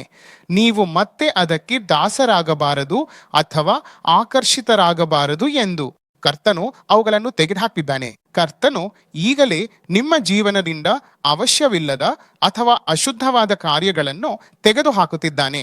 ಯೇಸು ಕ್ರಿಸ್ತನ ಹೆಸರಿನಲ್ಲಿ ಕರ್ತನು ನಿಮ್ಮನ್ನು ಪರಿಶುದ್ಧಗೊಳಿಸುತ್ತಿದ್ದಾನೆ. ಕರ್ತನು ನಿಮ್ಮನ್ನು ಪರಿಶುದ್ಧಗೊಳಿಸುತ್ತಿದ್ದಾನೆ. ನೀವು ಮತ್ತೆ ಅವರ ಕ್ಷಮೆಯನ್ನ ಬೇಡಿದ್ರೆ ಕರ್ತನು ನಿಮ್ಮನ್ನ ತಿರಸ್ಕರಿಸುತ್ತಾನೆ ಎಂದು ಯೋಚಿಸಬೇಡಿ. ಇದುವೇ ಸಮಯ. ಇದೇ ಸರಿಯಾದ ಸಮಯ. ಕರ್ತನೊಂದಿಗೆ ಐಕ್ಯವಾದಲು ಇದೇ ಸಮಯ. ನೀವು ಫಲವತ್ತಾದ ಜೀವನವನ್ನು ನಡೆಸಿದ ಸಮಯ ಇದ್ದಿರಬಹುದು. ಆದರೆ ಈಗ ನೀವು ಫಲವಿಲ್ಲದ ಜೀವನವನ್ನು ನಡೆಸುತ್ತಿದ್ದಿರಬಹುದು. ಇನ್ನು ಮುಂದೆ ಇಂಥ ಜೀವನವನ್ನು ನಡೆಸಬೇಕಾಗಿಲ್ಲ. ನೀವು ಮತ್ತೆ ಫಲ ನೀಡಲು ಕರ್ತನೆ ಸ್ವತಃ ನಿಮ್ಮನ್ನು ಕತ್ತರಿಸಿ ಸ್ವಚ್ಛಗೊಳಿಸುತ್ತಿದ್ದಾನೆ. ಕರ್ತನೆ ಸ್ವತಃ ನಿಮ್ಮನ್ನು ಕತ್ತರಿಸಿ ಸ್ವಚ್ಛಗೊಳಿಸುತ್ತಿದ್ದಾನೆ. ನೀವು ಹೆಚ್ಚು ಫಲ ನೀಡಲು ಅವಶ್ಯವಿಲ್ಲದ ಕೊಂಬೆಗಳನ್ನು ಕತ್ತರಿಸಿ ಕರ್ತನೆ ನಿಮ್ಮನ್ನು ಶುದ್ಧಗೊಳಿಸುತ್ತಿದ್ದಾನೆ. ನೀವು ನಿಮ್ಮನ್ನು ಕರ್ತನಿಗೆ ಅರ್ಪಿಸಿ. ನಿಮ್ಮ ಬಾಯನ್ನು ತೆರೆದು ಹೇಳಿ, ಕರ್ತನೆ ಮತ್ತೊಮ್ಮೆ ನನ್ನನ್ನು ಪರಿಶುದ್ಧಗೊಳಿಸಿ. ಕರ್ತನೆ ಮತ್ತೊಮ್ಮೆ ನನ್ನನ್ನು ನಿಮ್ಮ ಬಳಿಗೆ ಸೇರಿಸಿಕೋ. ನಾನು ಮತ್ತೆ ನಿಮ್ಮ ಬಳಿಗೆ ಬರುವುದನ್ನು ಬಯಸುತ್ತೇನೆ. ನಿಮಗಾಗಿ ಪರಿಶುದ್ಧ ಜೀವನವನ್ನು ನಡೆಸಲು ನಾನು ನನ್ನನ್ನು ಮತ್ತೆ ನಿಮಗೆ ಅರ್ಪಿಸುತ್ತೇನೆ. ನೀವಿದನ್ನು ಹೇಳ್ತಿರುವಾಗ ಕರ್ತನ ಅನುಗ್ರಹವು ನಿಮ್ಮ ಮೇಲೆ ಇಳಿಯುತ್ತಿದೆ. ಕರ್ತನ ಶಕ್ತಿಯು ನಿಮ್ಮ ಮೇಲೆ ಇಳಿತಿದೆ. ಕರ್ತನ ಹೊಸ ಶಕ್ತಿಯು ನಿಮ್ಮ ಮೇಲೆ ಇಳಿಯುತ್ತಿದೆ. ಪಾಪವನ್ನು ಜಯಿಸುವ ಶಕ್ತಿಯು ನಿಮ್ಮ ಮೇಲೆ ಬರುತ್ತಿದೆ. ಆತನು ಪ್ರತಿಯೊಂದು ಅಶುದ್ಧವಾದ ವಿಷಯವನ್ನು ದ್ವೇಷಿಸುವ ಶಕ್ತಿಯನ್ನು ನಿಮಗೆ ಕೊಡುತ್ತಿದ್ದಾನೆ. ನೀವು ದ್ವೇಷಿಸಲು ಕಷ್ಟಪಟ್ಟಿದ್ದನ್ನೇ ಕರ್ತನು ನಿಮಗೆ ಅಸಹ್ಯವಾಗಿಸುತ್ತಿದ್ದಾನೆ. ಈ ಕಾರ್ಯಗಳು ಈಗಲೇ ನಿಮ್ಮ ಹೃದಯದಿಂದ ತೆಗೆದು ಹಾಕಲ್ಪಟ್ಟಿವೆ. ಪಾಪದ ಬಂಧನಗಳು ಮುರಿದು ಹೋಗಿವೆ. ಪ್ರತಿಯೊಂದು ಪಾಪದ ಬೇರು ಸುಟ್ಟು ಹೋಗಿದೆ. ಯೇಸು ಕ್ರಿಸ್ತನ ಹೆಸರಿನಲ್ಲಿ ಈ ಲೈವ್ ನೋಡ್ತಿರುವ ಪ್ರತಿಯೊಬ್ರು ಪ್ರಾರ್ಥಿಸಿ. ನಿಮ್ ಮಕ್ಕಳಿಗಾಗಿ ಪ್ರಾರ್ಥಿಸ್ತಿರೋರು ಪ್ರಾರ್ಥಿಸಿ. ದೇವರೇ ಪ್ರತಿಯೊಂದು ಅನಗತ್ಯವಾದ ಅಭ್ಯಾಸ ಅಥವಾ ಸಂಬಂಧವನ್ನು ಮುರಿತಿದ್ದಾನೆ. ದೇವರೇ ಅವುಗಳನ್ನು ಮುರಿತಿದ್ದಾನೆ. ನೀವು ಕರ್ತನಿಗಾಗಿ ಫಲ ನೀಡಲು ತಡೆಯುತ್ತಿದ್ದ ಪ್ರತಿಯೊಂದು ಕಾರ್ಯವು ಯೇಸು ಕ್ರಿಸ್ತನ ಹೆಸರಿನಲ್ಲಿ ಹೊರಟು ಹೋಗ್ತಿದೆ. ಅದು ಯೇಸು ಕ್ರಿಸ್ತನ ಹೆಸರಿನಲ್ಲಿ ಹೊರಟು ಹೋಗ್ತಿದೆ. ನೀವು ಈಗ್ಲೇ ಬಿಡುಗಡೆ ಆಗ್ತಿದ್ದೀರಾ. ಹೃದಯದಲ್ಲಿರೋ ಪ್ರತಿಯೊಂದು ಬಂಧನ ಮುರಿದು ಹೋಗಿದೆ. ಮನ್ಸಿನಲ್ಲಿರೋ ಪ್ರತಿಯೊಂದು ಬಂಧನ ಮುರಿದು ಹೋಗಿದೆ. ಕಣ್ಣಿನ ಬಂಧನಗಳು ಮುರಿದು ಹೋಗಿವೆ. ಯೇಸು ಕ್ರಿಸ್ತನ ರಕ್ತದಿಂದ ವಿಮೋಚನೆ, ಯೇಸು ಕ್ರಿಸ್ತನ ಹೆಸರಲ್ಲಿ ವಿಮೋಚನ. ಆ ವಿಮೋಚನೆಯನ್ನು ಸ್ವೀಕರಿಸಿ, ಆ ಬಿಡುಗಡೆಯನ್ನು ಸ್ವೀಕರಿಸಿ. ಯೇಸು ಕ್ರಿಸ್ತನ ಹೆಸರಿನಲ್ಲಿ ನಾನು ಫಲವಿಲ್ಲದ ಕತ್ತಲೆಯ ಪ್ರತಿಯೊಂದು ಕಾರ್ಯವನ್ನು ಗದರಿಸಿ ಪ್ರಾರ್ಥಿಸುತ್ತೇನೆ. ಪ್ರತಿಯೊಬ್ಬರು ಹೆಚ್ಚು ಫಲ ನೀಡುವ ಜೀವನವನ್ನು ನಡೆಸಲಿ ಎಂದು. ದೇವರೇ, ಈ ಮಕ್ಕಳು ನಿಮ್ಮ ಹೆಸರನ್ನು ಮಹಿಮೆ ಪಡಿಸಲು, ನಿಮ್ಮ ಚಿತ್ತವನ್ನು ನೆರವೇರಿಸಲು, ಬರುವ ದಿನಗಳಲ್ಲಿ ಮಹತ್ವದ ಕಾರ್ಯಗಳನ್ನು ಸಾಧಿಸಲು ಮತ್ತು ನಿಮ್ಮ ಬರುವಿಕೆಗೆ ಅನೇಕರನ್ನು ಸಿದ್ಧಪಡಿಸಲು ನೀವು ಉಪಯೋಗಿಸಿ ಎಂದು ನಾವು ಪ್ರಾರ್ಥಿಸುತ್ತೇವೆ. ನಾವು ನಮ್ಮನ್ನು ನಾವೇ ಅರ್ಪಿಸ್ತೇವೆ. ಕೊನೆಗೆ ಕೇವಲ 1 ನಿಮಿಷ ನಿಮ್ ಬಲಗೈಯನ್ನು ಎತ್ತಿ ಹೇಳಿ, ದೇವರೇ, ನಾನು ನಿಮ್ಮೊಂದಿಗೆ ಐಕ್ಯವಾಗಿರಲು ಬಯಸುತ್ತೇನೆ. ಇಂದಿನಿಂದ ನಿಮ್ಮೊಂದಿಗೆ ಸಹವಾಸವನ್ನು ಹೊಂದಲು ನಮಗೆ ಸಹಾಯ ಮಾಡಿ. ಪ್ರಾರ್ಥಿಸಿ. ಮಹಾ ಆಸೆಯಿಂದ ಪ್ರಭುವನ್ನು ಕೇಳಿ. ಹುಲ್ಲಿನ ಕೊಂಬೆ ದ್ರಾಕ್ಷಿ ತೊಗಟೆಯಲ್ಲಿ ಉಳಿಯದೇ ಇದ್ದರೆ ಅದು ಫಲ ನೀಡಲು ಸಾಧ್ಯವಿಲ್ಲದಂತೆ, ಅದೇ ರೀತಿ ನೀವು ಪ್ರತಿದಿನವೂ ದೇವರಲ್ಲಿ ಉಳಿಯದೇ ಇದ್ದರೆ ನೀವು ಫಲ ನೀಡಲು ಸಾಧ್ಯವಿಲ್ಲ. ದೇವರು ನಿಮ್ಮಿಂದ ಬಯಸುವ ಫಲವನ್ನ ನೀವು ನೀಡಲು ಸಾಧ್ಯವಿಲ್ಲ. ನಿಮ್ಮನ್ನು ದೇವರಿಗೆ ಅರ್ಪಿಸಿ. ದೇವರೇ, ನಾನು ನನ್ನನ್ನು ನಿಮಗೆ ಅರ್ಪಿಸುತ್ತೇನೆ. ಫಲದಾಯಕವಾದ ಜೀವನವನ್ನು ನಡೆಸಲು ಮತ್ತು ನಿಮ್ಮಲ್ಲಿ ಉಳಿಯಲು ನಾನು ನನ್ನನ್ನು ಅರ್ಪಿಸುತ್ತೇನೆ. ಪ್ರತಿದಿನ ಪ್ರಾರ್ಥಿಸಲು ನಾನು ನನ್ನನ್ನು ಅರ್ಪಿಸ್ತೇನೆ. ಬೈಬಲ್ ಓದುವುದನ್ನು ಕರ್ತವ್ಯವೆಂದು ಪರಿಗಣಿಸದೆ ಆಸೆಯಿಂದ ಓದ್ತೇನೆ. ನೀವು ನನ್ನೊಂದಿಗೆ ಮಾತಾಡಬೇಕು ಎಂಬ ಆಸೆಯಿಂದ ಬೈಬಲ್ ಓದಲು ನಾನು ನನ್ನನ್ನು ಅರ್ಪಿಸ್ತೇನೆ. ಪ್ರಾರ್ಥನೆಯನ್ನು ಕರ್ತವ್ಯವೆಂದು ಪರಿಗಣಿಸಿ ನಾನು ಪ್ರಾರ್ಥಿಸುವುದಿಲ್ಲ. ಚರ್ಚಿಗೆ ಕೇವಲ ಕರ್ತವ್ಯವೆಂದು ಹೋಗುವುದಿಲ್ಲ. ದೇವ್ರೇ, ನಾನು ನಿನ್ನ ಸೇವೆಯನ್ನು ನಿಷ್ಠೆಯಿಂದ ಮಾಡುತ್ತೇನೆ. ದೇವ್ರೇ, ನಾನು ನಿಲ್ಲಿಸಿದ್ದ ಸೇವೆಯನ್ನು ಮತ್ತೆ ಪ್ರಾರಂಭಿಸುತ್ತೇನೆ. ಅದಕ್ಕಾಗಿ ನಾನು ವಿನಮ್ರವಾಗಿ ನನ್ನನ್ನು ಅರ್ಪಿಸುತ್ತೇನೆ. ದೇವರೇ, ಇಂದು ನಿಮ್ಮ ಮಕ್ಕಳೊಂದಿಗೆ ನೀವು ಮಾತಾಡಿದ್ದಕ್ಕಾಗಿ ಧನ್ಯವಾದಗಳು. ದೇವ್ರೇ, ಅವರು ತೆಗೆದುಕೊಂಡ ನಿರ್ಧಾರಗಳಲ್ಲಿ ಸ್ಥಿರವಾಗಿರಲು ಅವರಿಗೆ ಸಹಾಯ ಮಾಡು. ಅವರು ಇಲ್ಲಿ ಬಿಟ್ಟೋಗ್ತಿರುವ ವಿಷಯಗಳು ಅವರ ಜೀವನದಲ್ಲಿ ಮತ್ತೆ ಮಾಡಬಾರ್ದು. ಅವರು ರಕ್ಷಿತರಾಗಿರಬೇಕು. ತಂದೆ, ನಾನು ಇವರನ್ನು ಯೇಸು ಕ್ರಿಸ್ತನ ಹೆಸರಿನಲ್ಲಿ ಆಶೀರ್ವದಿಸುತ್ತೇನೆ. ದೇವ್ರೇ, ಅದೇ ರೀತಿ ಮಾಡಿದ್ದಕ್ಕಾಗಿ ಸ್ತೋತ್ರ. ನಿಮ್ಮ ನಾಮವನ್ನ ಮಹಿಮೆ ಪಡಿಸ್ತೇವೆ. ತಂದೆ, ನಾನು ಕರ್ತನಾದ ಯೇಸು ಕ್ರಿಸ್ತನ ನಾಮದಲ್ಲಿ ಪ್ರಾರ್ಥಿಸ್ತೇನೆ. ಆಮೇನ್.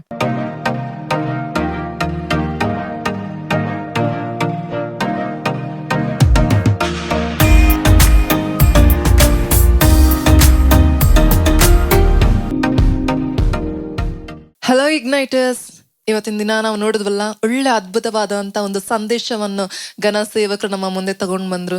ದೇವರ ವಾಕ್ಯ ಹೇಳುವ ರೀತಿಯಲ್ಲಿ ಒಂದು ಸಾರಿ ದೇವರ ವಾಕ್ಯ ಹೊರಟಿದ್ದು ಕಾರ್ಯ ಸಾಧನೆ ಇಲ್ಲದೆ ಹಿಂತಿರುಗುವುದಿಲ್ಲ ಅನ್ನೋ ರೀತಿನಲ್ಲಿ ಇವತ್ತಿನ ದಿನ ಹೊರಟಿದಂಥ ವಾಕ್ಯ ಖಂಡಿತವಾಗ್ಲೂ ನಮ್ಮ ಜೀವಿತದಲ್ಲಿ ಅದ್ಭುತವನ್ನು ಮಾಡೇ ತೀರುತ್ತದೆ ಎಂಬುದಾಗಿ ನಾವು ನಂಬುತ್ತೇವೆ. ಅದೇ ರೀತಿಯಾಗಿ ಇವತ್ತಿನ ದಿನ ನಡೆದಂಥ ಎಲ್ಲ ಪ್ರೋಗ್ರಾಮ್ಸ್ಗಳು ನಿಮಗೆ ಪ್ರಯೋಜನಕರವಾಗಿತ್ತು ಎಂಬುದಾಗಿ ನಾನು ನಂಬುತ್ತೇನೆ. ಕಡೇ ಒಂದು ಸಮಯದಲ್ಲಿ ನಾವು ಬಂದಿದ್ದೇವೆ, ಅದುವೇ ಅನೌನ್ಸ್ಮೆಂಟ್. ಸೊ ನಾವು ಸ್ವಲ್ಪ ಕೇರ್ಫುಲ್ ಆಗಿ ಈ ಅನೌನ್ಸ್ಮೆಂಟ್ ಅನ್ನ ನಾವು ಕೇಳಲಿಕ್ಕೆ ಹೋಗೋಣ. ನೆಕ್ಸ್ಟ್ ಇಗ್ನೈಟ್ ಲೈಫ್ ಫೆಲೋಶಿಪ್ ನಮಗೆ ಆಗಸ್ಟ್ ಲಾಸ್ಟ್ ಸಂಡೇ 2026 ನಲ್ಲಿ ನಡೆಯುವಂಥದ್ದಾಗಿರುತ್ತೆ. Same timings 3 PM to 5 PM ವರೆಗೂ ಇರುತ್ತದೆ. ನಿಮ್ಮ ಫ್ರೆಂಡ್ಸ್ಗಳಿಗೆ, ನಿಮ್ಮ ರಿಲೇಟಿವ್ಸ್ಗಳಿಗೆ ಮುಂಚಿತವಾಗಿ ಇದನ್ನ ತಿಳಿಸಿ ಅವರು ಸಹ ಭಾಗವಹಿಸಿ ದೇವರ ಅದ್ಭುತಗಳನ್ನು ಹೊಂದಿಕೊಳ್ಳಲಿ. ಅದು ಮಾತ್ರವಲ್ಲದೆ ನಮ್ಮ ಬ್ಯಾಂಗ್ಳೂರಲ್ಲಿ ಇಗ್ನೈಟ್ ಯೂತ್ ಫೆಲೋಶಿಪ್ ನಡೆಯುವಂಥದ್ದಾಗಿರುತ್ತೆ. ಪ್ರತಿ second Sunday 3 PM to 5 PM. ಅದು ಎಲ್ಲಿ ಅಂತ ಹೇಳಿದ್ರೆ opposite Lumbini garden, bus stand, outer ring road, Veeranapalya, ಬ್ಯಾಂಗಳೂರಲ್ಲಿ. ಇಲ್ಲಿ ಬಂದ್ಬಿಟ್ಟು ಅನೇಕ ಜನ ಯವನಸ್ಥರು ಕೂಡಿ ಬಂದು ದೇವರ ಆಶೀರ್ವಾದಗಳನ್ನು ಹೊಂದಿಕೊಂಡು ಯಾವ ರೀತಿಯಾಗಿ ದೇವರ ಸೇವೆ ಮಾಡಬೇಕೆಂಬುದಕ್ಕೆ ತಿಳಿದುಕೊಂಡು ಅನೇಕ ವಿಲೇಜ್ ಮಿನಿಸ್ಟ್ರಿ ಆಗಿರ್ಬೋದು, ಹಾಸ್ಪಿಟಲ್ ಮಿನಿಸ್ಟ್ರಿ ಆಗಿರ್ಬೋದು, ಇದನ್ನ ತಿಳಿದುಕೊಂಡು ಹೊರಗಡೆ ಹೋಗಿ ದೇವರಿಗೋಸ್ಕರ ಉಪಯೋಗಿಸಲ್ಪಡ್ತಾ ಇದ್ದಾರೆ. ನಿಮಗೂ ಸಹ ಆ ರೀತಿಯಾಗಿ ಆಸಕ್ತಿ ಇರುವುದಾದ್ರೆ ನೀವು ಸಹ ಎವ್ರಿ ಸೆಕೆಂಡ್ ಸಂಡೇ ನೀವು ವಿಸಿಟ್ ಮಾಡಿ ದೇವರ ಆಶೀರ್ವಾದನ ಪಡೆದುಕೊಂಡು ದೇವರಿಗೋಸ್ಕರ ಉಪಯೋಗಿಸಲ್ಪಡಬಹುದು. ಅದು ಮಾತ್ರವಲ್ಲದೆ ಇನ್ನೊಂದು ಆಪ್ಷನ್, ಮೈಸೂರಿನಲ್ಲಿರೋರ್ಗೂ ಸಹ ಒಂದು ವಿಶೇಷವಾದಂತ ಸುದ್ದಿ. ಅಲ್ಲಿನೂ ಸಹ ಇಗ್ನೈಟ್ ಯೂತ್ ಫೆಲೋಶಿಪ್ ನಡೆಯುವಂಥದ್ದಾಗಿರುತ್ತೆ. ಅದು every third Saturday 3 PM to 5:30 PM ವರೆಗೂ ನಡೆಯುವಂಥದ್ದಾಗಿರುತ್ತೆ. ಅದರ ಅಡ್ರೆಸ್ ಹೀಗಿರುತ್ತದೆ: FTC circle, NR Mohalla, Mysuru. ಹೆಚ್ಚಿನ ಒಂದು ಡೀಟೇಲ್ಸ್ಗಾಗಿ ಕೆಳಗೆ ಕಾಣ್ತಿರುವಂಥ ಕಾಂಟ್ಯಾಕ್ಟ್ ನಂಬರ್ನ ನೀವು ಕಾಂಟ್ಯಾಕ್ಟ್ ಮಾಡೋದಾದರೆ ಅಲ್ಲಿನೂ ಸಹ ನಿಮಗೆ ಅನೇಕ ಒಂದು ಮಾರ್ಗದರ್ಶನಗಳನ್ನ ನೀಡಿ ಅನೇಕ ಯವ್ವನಸ್ಥರು ಕೂಡಿ ಬರ್ತಾ ಇದ್ದಾರೆ. ಅನೇಕ ದೇವ ಸೇವಕರುಗಳು ಪ್ರತಿಯೊಂದು ಒಂದು ಮಂತ್ನಲ್ಲೂ ಕೂಡಿ ಬಂದು ನಿಮಗೆ ವಾಕ್ಯಗಳನ್ನ ಶೇರ್ ಮಾಡಿ, ನಿಮ್ಮ ಕ್ವಶನ್ಸ್ಗಳಿಗೆ ಆನ್ಸರ್ ಮಾಡಿ ನಿಮ್ಮನ್ನ ದೇವರ ಮಾರ್ಗದಲ್ಲಿ ನಡೆಸುವಂಥವರಾಗಿರ್ತಾರೆ. ಭಾಗವಹಿಸಿ ದೇವರ ಆಶೀರ್ವಾದನ ಹೊಂದಿಕೊಳ್ಳಿರಿ. ಅದೇ ರೀತಿಯಾಗಿ ಇನ್ನೊಂದು ಮುಖ್ಯವಾದ ಅನೌನ್ಸ್ಮೆಂಟ್, ಯಾರು ಮಿಸ್ ಮಾಡದೆ ಇದನ್ನು ಗಮನವಿಟ್ಟು ನಾವು ಕೇಳೋಣ. ಏನಂತ ಹೇಳಿದ್ರೆ, ಜೀಸಸ್ ಡ್ರೀಮ್ಸ್ ಮಿನಿಸ್ಟ್ರಿಯಿಂದ ಯೂತ್ ಮ್ಯಾಗಝಿನ್ಸ್ ರಿಲೀಸ್ ಆಗ್ತಾ ಇದೆ. ಪ್ರತಿ ಸಾರಿ ಹೇಳುವ ರೀತಿಯಲ್ಲಿ ಕನ್ನಡ ಮತ್ತೆ ಇಂಗ್ಲಿಷ್ ಮಾಧ್ಯಮದಲ್ಲಿ ಇದು ದೊರಕುವಂಥದ್ದಾಗಿರುತ್ತೆ. ಇದರ ಸಬ್ಸ್ಕ್ರಿಪ್ಷನ್ ನಾವು ನೋಡಕ್ ಹೋಗೋಣ. 1 ಇಯರ್ಗೆ ನಿಮ್ಗೆ 100 ರೂಪೀಸ್ ನೀವು ಪೇ ಮಾಡಿ ಸಬ್ಸ್ಕ್ರೈಬ್ ಮಾಡೋದಾದ್ರೆ 1 ಇಯರ್ವರೆಗೂ ನಿಮ್ಮ ಮನೆ ಬಾಗಿಲಿಗೆ ಈ ಮ್ಯಾಗಝಿನ್ ನೀವು ಸೆಲೆಕ್ಟ್ ಮಾಡಿರುವಂಥ ಲ್ಯಾಂಗ್ವೇಜ್ ಅಲ್ಲಿ ಬಂದು ತಲುಪುವಂಥದ್ದಾಗಿರುತ್ತೆ. ಅದು ಮಾತ್ರವಲ್ಲದೆ ನೀವು 200 ರೂಪೀಸ್ ಏನಾದರೂ ಕೊಟ್ಟು ನೀವು ಸಬ್ಸ್ಕ್ರೈಬ್ ಮಾಡಿದ್ರೆ ಅದು 3 ಇಯರ್ಸ್ವರೆಗೂ ನಿಮಗೆ ಮ್ಯಾಗಝಿನ್ ತಲುಪುವಂಥದ್ದಾಗಿರುತ್ತೆ. ಅದು ಮಾತ್ರವಲ್ಲದೆ ನಮಗೆ 1 ಇಯರ್ ಅಲ್ಲ, 3 ಇಯರ್ಸ್ ಅಲ್ಲ, ಲೈಫ್ ಟೈಮ್ ಬೇಕು ಅನ್ನೋರ್ಗೂ ಸಹ ಒಂದು ಅದ್ಭುತವಾದಂಥ ಒಂದು ರೀತಿನಲ್ಲಿ 1000 ರೂಪೀಸ್ ನೀವು ಪೇ ಮಾಡಿ ಸಬ್ಸ್ಕ್ರೈಬ್ ಮಾಡೋದಾದ್ರೆ ಲೈಫ್ ಟೈಮ್ವರೆಗೂ ನಿಮಗೆ ಈ ಮ್ಯಾಗಝಿನ್ ನಿಮ್ಮ ಮನೆಗೆ ತಲುಪುವಂಥದ್ದಾಗಿರುತ್ತೆ. ಅನೇಕ ಯವನಸ್ಥರು ಇದನ್ನ ಓದಿ ತಮ್ಮ ಒಂದು ಜೀವಿತವನ್ನು ಬದಲಾಯಿಸಿಕೊಂಡು ಕರ್ತನೆಗೋಸ್ಕರ ಇವತ್ತು ಬಲವಾಗಿ ಉಪಯೋಗಿಸಲ್ಪಡ್ತಾ ಇದ್ದಾರೆ. ನೀವು ಸಹ ಈ ಆಶೀರ್ವಾದನ ಹೊಂದಿಕೊಳ್ಳಬೇಕಾಗಿದ್ದಾರೆ. ಸೊ ಇದನ್ನ ಸಬ್ಸ್ಕ್ರೈಬ್ ಮಾಡಿ ಪ್ರತಿ ತಿಂಗಳು ನಿಮ್ಮ ಮನೆಯ ಬಾಗಿಲಿಗೆ ಈ ಮ್ಯಾಗಝಿನ್ ಬಂದು ನಿಮ್ಮನ್ನ ಆಶೀರ್ವಾದ ಮಾರ್ಗದಲ್ಲಿ ನಡೆಸುವಂಥದ್ದಾಗಿರುತ್ತದೆ. ಸೊ ಈ ಒಂದು ಡೀಟೇಲ್ಸ್ಗಳಲ್ಲಿ ನಿಮ್ಗೆ ಏನಾದರೂ ಡೌಟ್ಸ್ ಇರೋದಾದ್ರೆ ಈ ಅನೌನ್ಸ್ಮೆಂಟ್ ಅಲ್ಲಿ ನಿಮಗೆ ಕೆಳಗೆ ಕಾಣ್ತಿರುವಂಥ ಕಾಂಟ್ಯಾಕ್ಟ್ ನಂಬರ್ಗೆ ನೀವು ಕಾಂಟ್ಯಾಕ್ಟ್ ಮಾಡೋದಾದ್ರೆ ಹೆಚ್ಚಿನ ಮಾಹಿತಿಯನ್ನು ಅವರು ನಿಮಗೆ ಕೊಡುವಂಥವರಾಗಿರ್ತಾರೆ. ಈ ಒಂದು ಕಾರ್ಯಕ್ರಮ ಎಲ್ಲದರಲ್ಲೂ ಸಹ ಮೆಸೇಜಲ್ಲಿ ಆಗಿರ್ಬೋದು, ಥೀಮ್ ಪ್ರೆಸೆಂಟೇಷನ್ ಆಗಿರ್ಬೋದು, ವರ್ಷಿಪ್ ಆಗಿರ್ಬೋದು, ಪ್ರತಿಯೊಂದರ ಮುಖಾಂತರವಾಗಿಯೂ ಸಹ ದೇವ್ರು ನಿಮ್ಮೊಟ್ಟಿಗೆ ಮಾತನಾಡಿದ್ದಾರೆ ಎಂಬುದಾಗಿ ನಾನು ನಂಬುತ್ತೇನೆ. ದೇವ್ರು ಅದ್ಭುತ ಮಾಡಿದ್ದಾರೆ ಎಂಬುದಾಗಿ ನಾನು ನಂಬುತ್ತೇನೆ. ಸೊ ನಾವು ಕಡೆ ಭಾಗಕ್ಕೆ ಬಂದಿದ್ದೇವೆ. ಇದುವರೆಗೂ ನಮ್ಮನ್ನು ನಡೆಸಿದಂಥ ದೇವರಿಗೆ ಕೃತಜ್ಞತೆಯನ್ನು ಸಲ್ಲಿಸುತ್ತಾ ನಾವು ದೇವರೇ ಈ ಒಂದು ಕಾರ್ಯಕ್ರಮದ ಮುಖಾಂತರವಾಗಿ ನನ್ನೊಟ್ಟಿಗೆ ಮಾತಾಡಿದಕ್ಕಾಗಿ ಸ್ತೋತ್ರ ಎಂಬುದಾಗಿ ನಾವು ಕಣ್ಗಳು ಮುಚ್ಚಿ 1 ನಿಮಿಷ ನಾವು ಪ್ರಾರ್ಥನೆ ಮಾಡೋಣ. ಸ್ತೋತ್ರ ಕರ್ತನೆ, ಮಹಾಪರಿಶುದ್ಧನು ಉನ್ನತನಾದ ದೇವರೇ, ಈ ದಿನ ಕರ್ತನೆ ನಮ್ಮೊಟ್ಟಿಗೆ ಕರ್ತನೆ ಕಾರ್ಯಕ್ರಮದ ಮುಖಾಂತರವಾಗಿ ಸ್ವಾಮಿ ಅನೇಕ ಜನಗಳನ್ನು ತಲುಪಲಿಕ್ಕಾಗುವಂತ ಕೃಪೆ ಕೊಟ್ಟಿದ್ದಕ್ಕಾಗಿ ಸ್ತೋತ್ರ. ಅನೇಕರೊಟ್ಟಿಗೆ ನೀವು ಮಾತನಾಡಿದಕ್ಕಾಗಿ ಸ್ತೋತ್ರ. ಹೌದು ಸ್ವಾಮಿ, ಹೊರಟಂತ ಒಂದೊಂದು ವಾಕ್ಯಗಳು ಕರ್ತನೆ ಪ್ರತಿಯೊಬ್ಬೊಬ್ಬರ ಜೀವಿತಗಳಲ್ಲೂ ಕರ್ತನೆ ಅದು ಕಾರ್ಯ ಮಾಡಿದ್ದಕ್ಕಾಗಿ ಕೋಟ್ಯಾನು ಕೋಟಿ ಸ್ತೋತ್ರ. ಇದು ಮಾತ್ರವಲ್ಲ ಕರ್ತನೆ, ದೇಶದಾದ್ಯಂತ ಕರ್ತನೆ ಅಪ್ಪ ಈ ಇಗ್ನೈಟ್ ಲೈಫ್ ಫೆಲೋಶಿಪ್ ಅನ್ನುವಂಥ ಕರ್ತನೆ ಅಪ್ಪ ಬೆಂಕಿ ಹತ್ತಿ ಉರಿಲಿಕ್ಕಾಗುವಂತ ದೇವರೇ ನೀವು ಸಹಾಯ ಮಾಡುವುದಕ್ಕಾಗಿ ಕೋಟ್ಯಾನು ಕೋಟಿ ಸ್ತೋತ್ರ ಮಾಡುತ್ತಾ ಈ ದಿನ ಪೂರ್ತಿ ನಡೆಸಿದ ಎಲ್ಲಾ ಕಾರ್ಯಗಳಿಗಾಗಿ ನಿಮ್ಗೆ ಕೃತಜ್ಞತೆಯನ್ನು ಸಲ್ಲಿಸುತ್ತಾ ನಜರೇತಿನ ಯೇಸು ಕ್ರಿಸ್ತನ ನಾಮದಲ್ಲಿ ಪ್ರಾರ್ಥಿಸಿ ಬೇಡಿ ಹೊಂದುತ್ತೇವೆ, ಜೀವವುಳ್ಳ ಪರಲೋಕ ತಂದೆಯಾದ ದೇವರೇ, amen. God bless you all.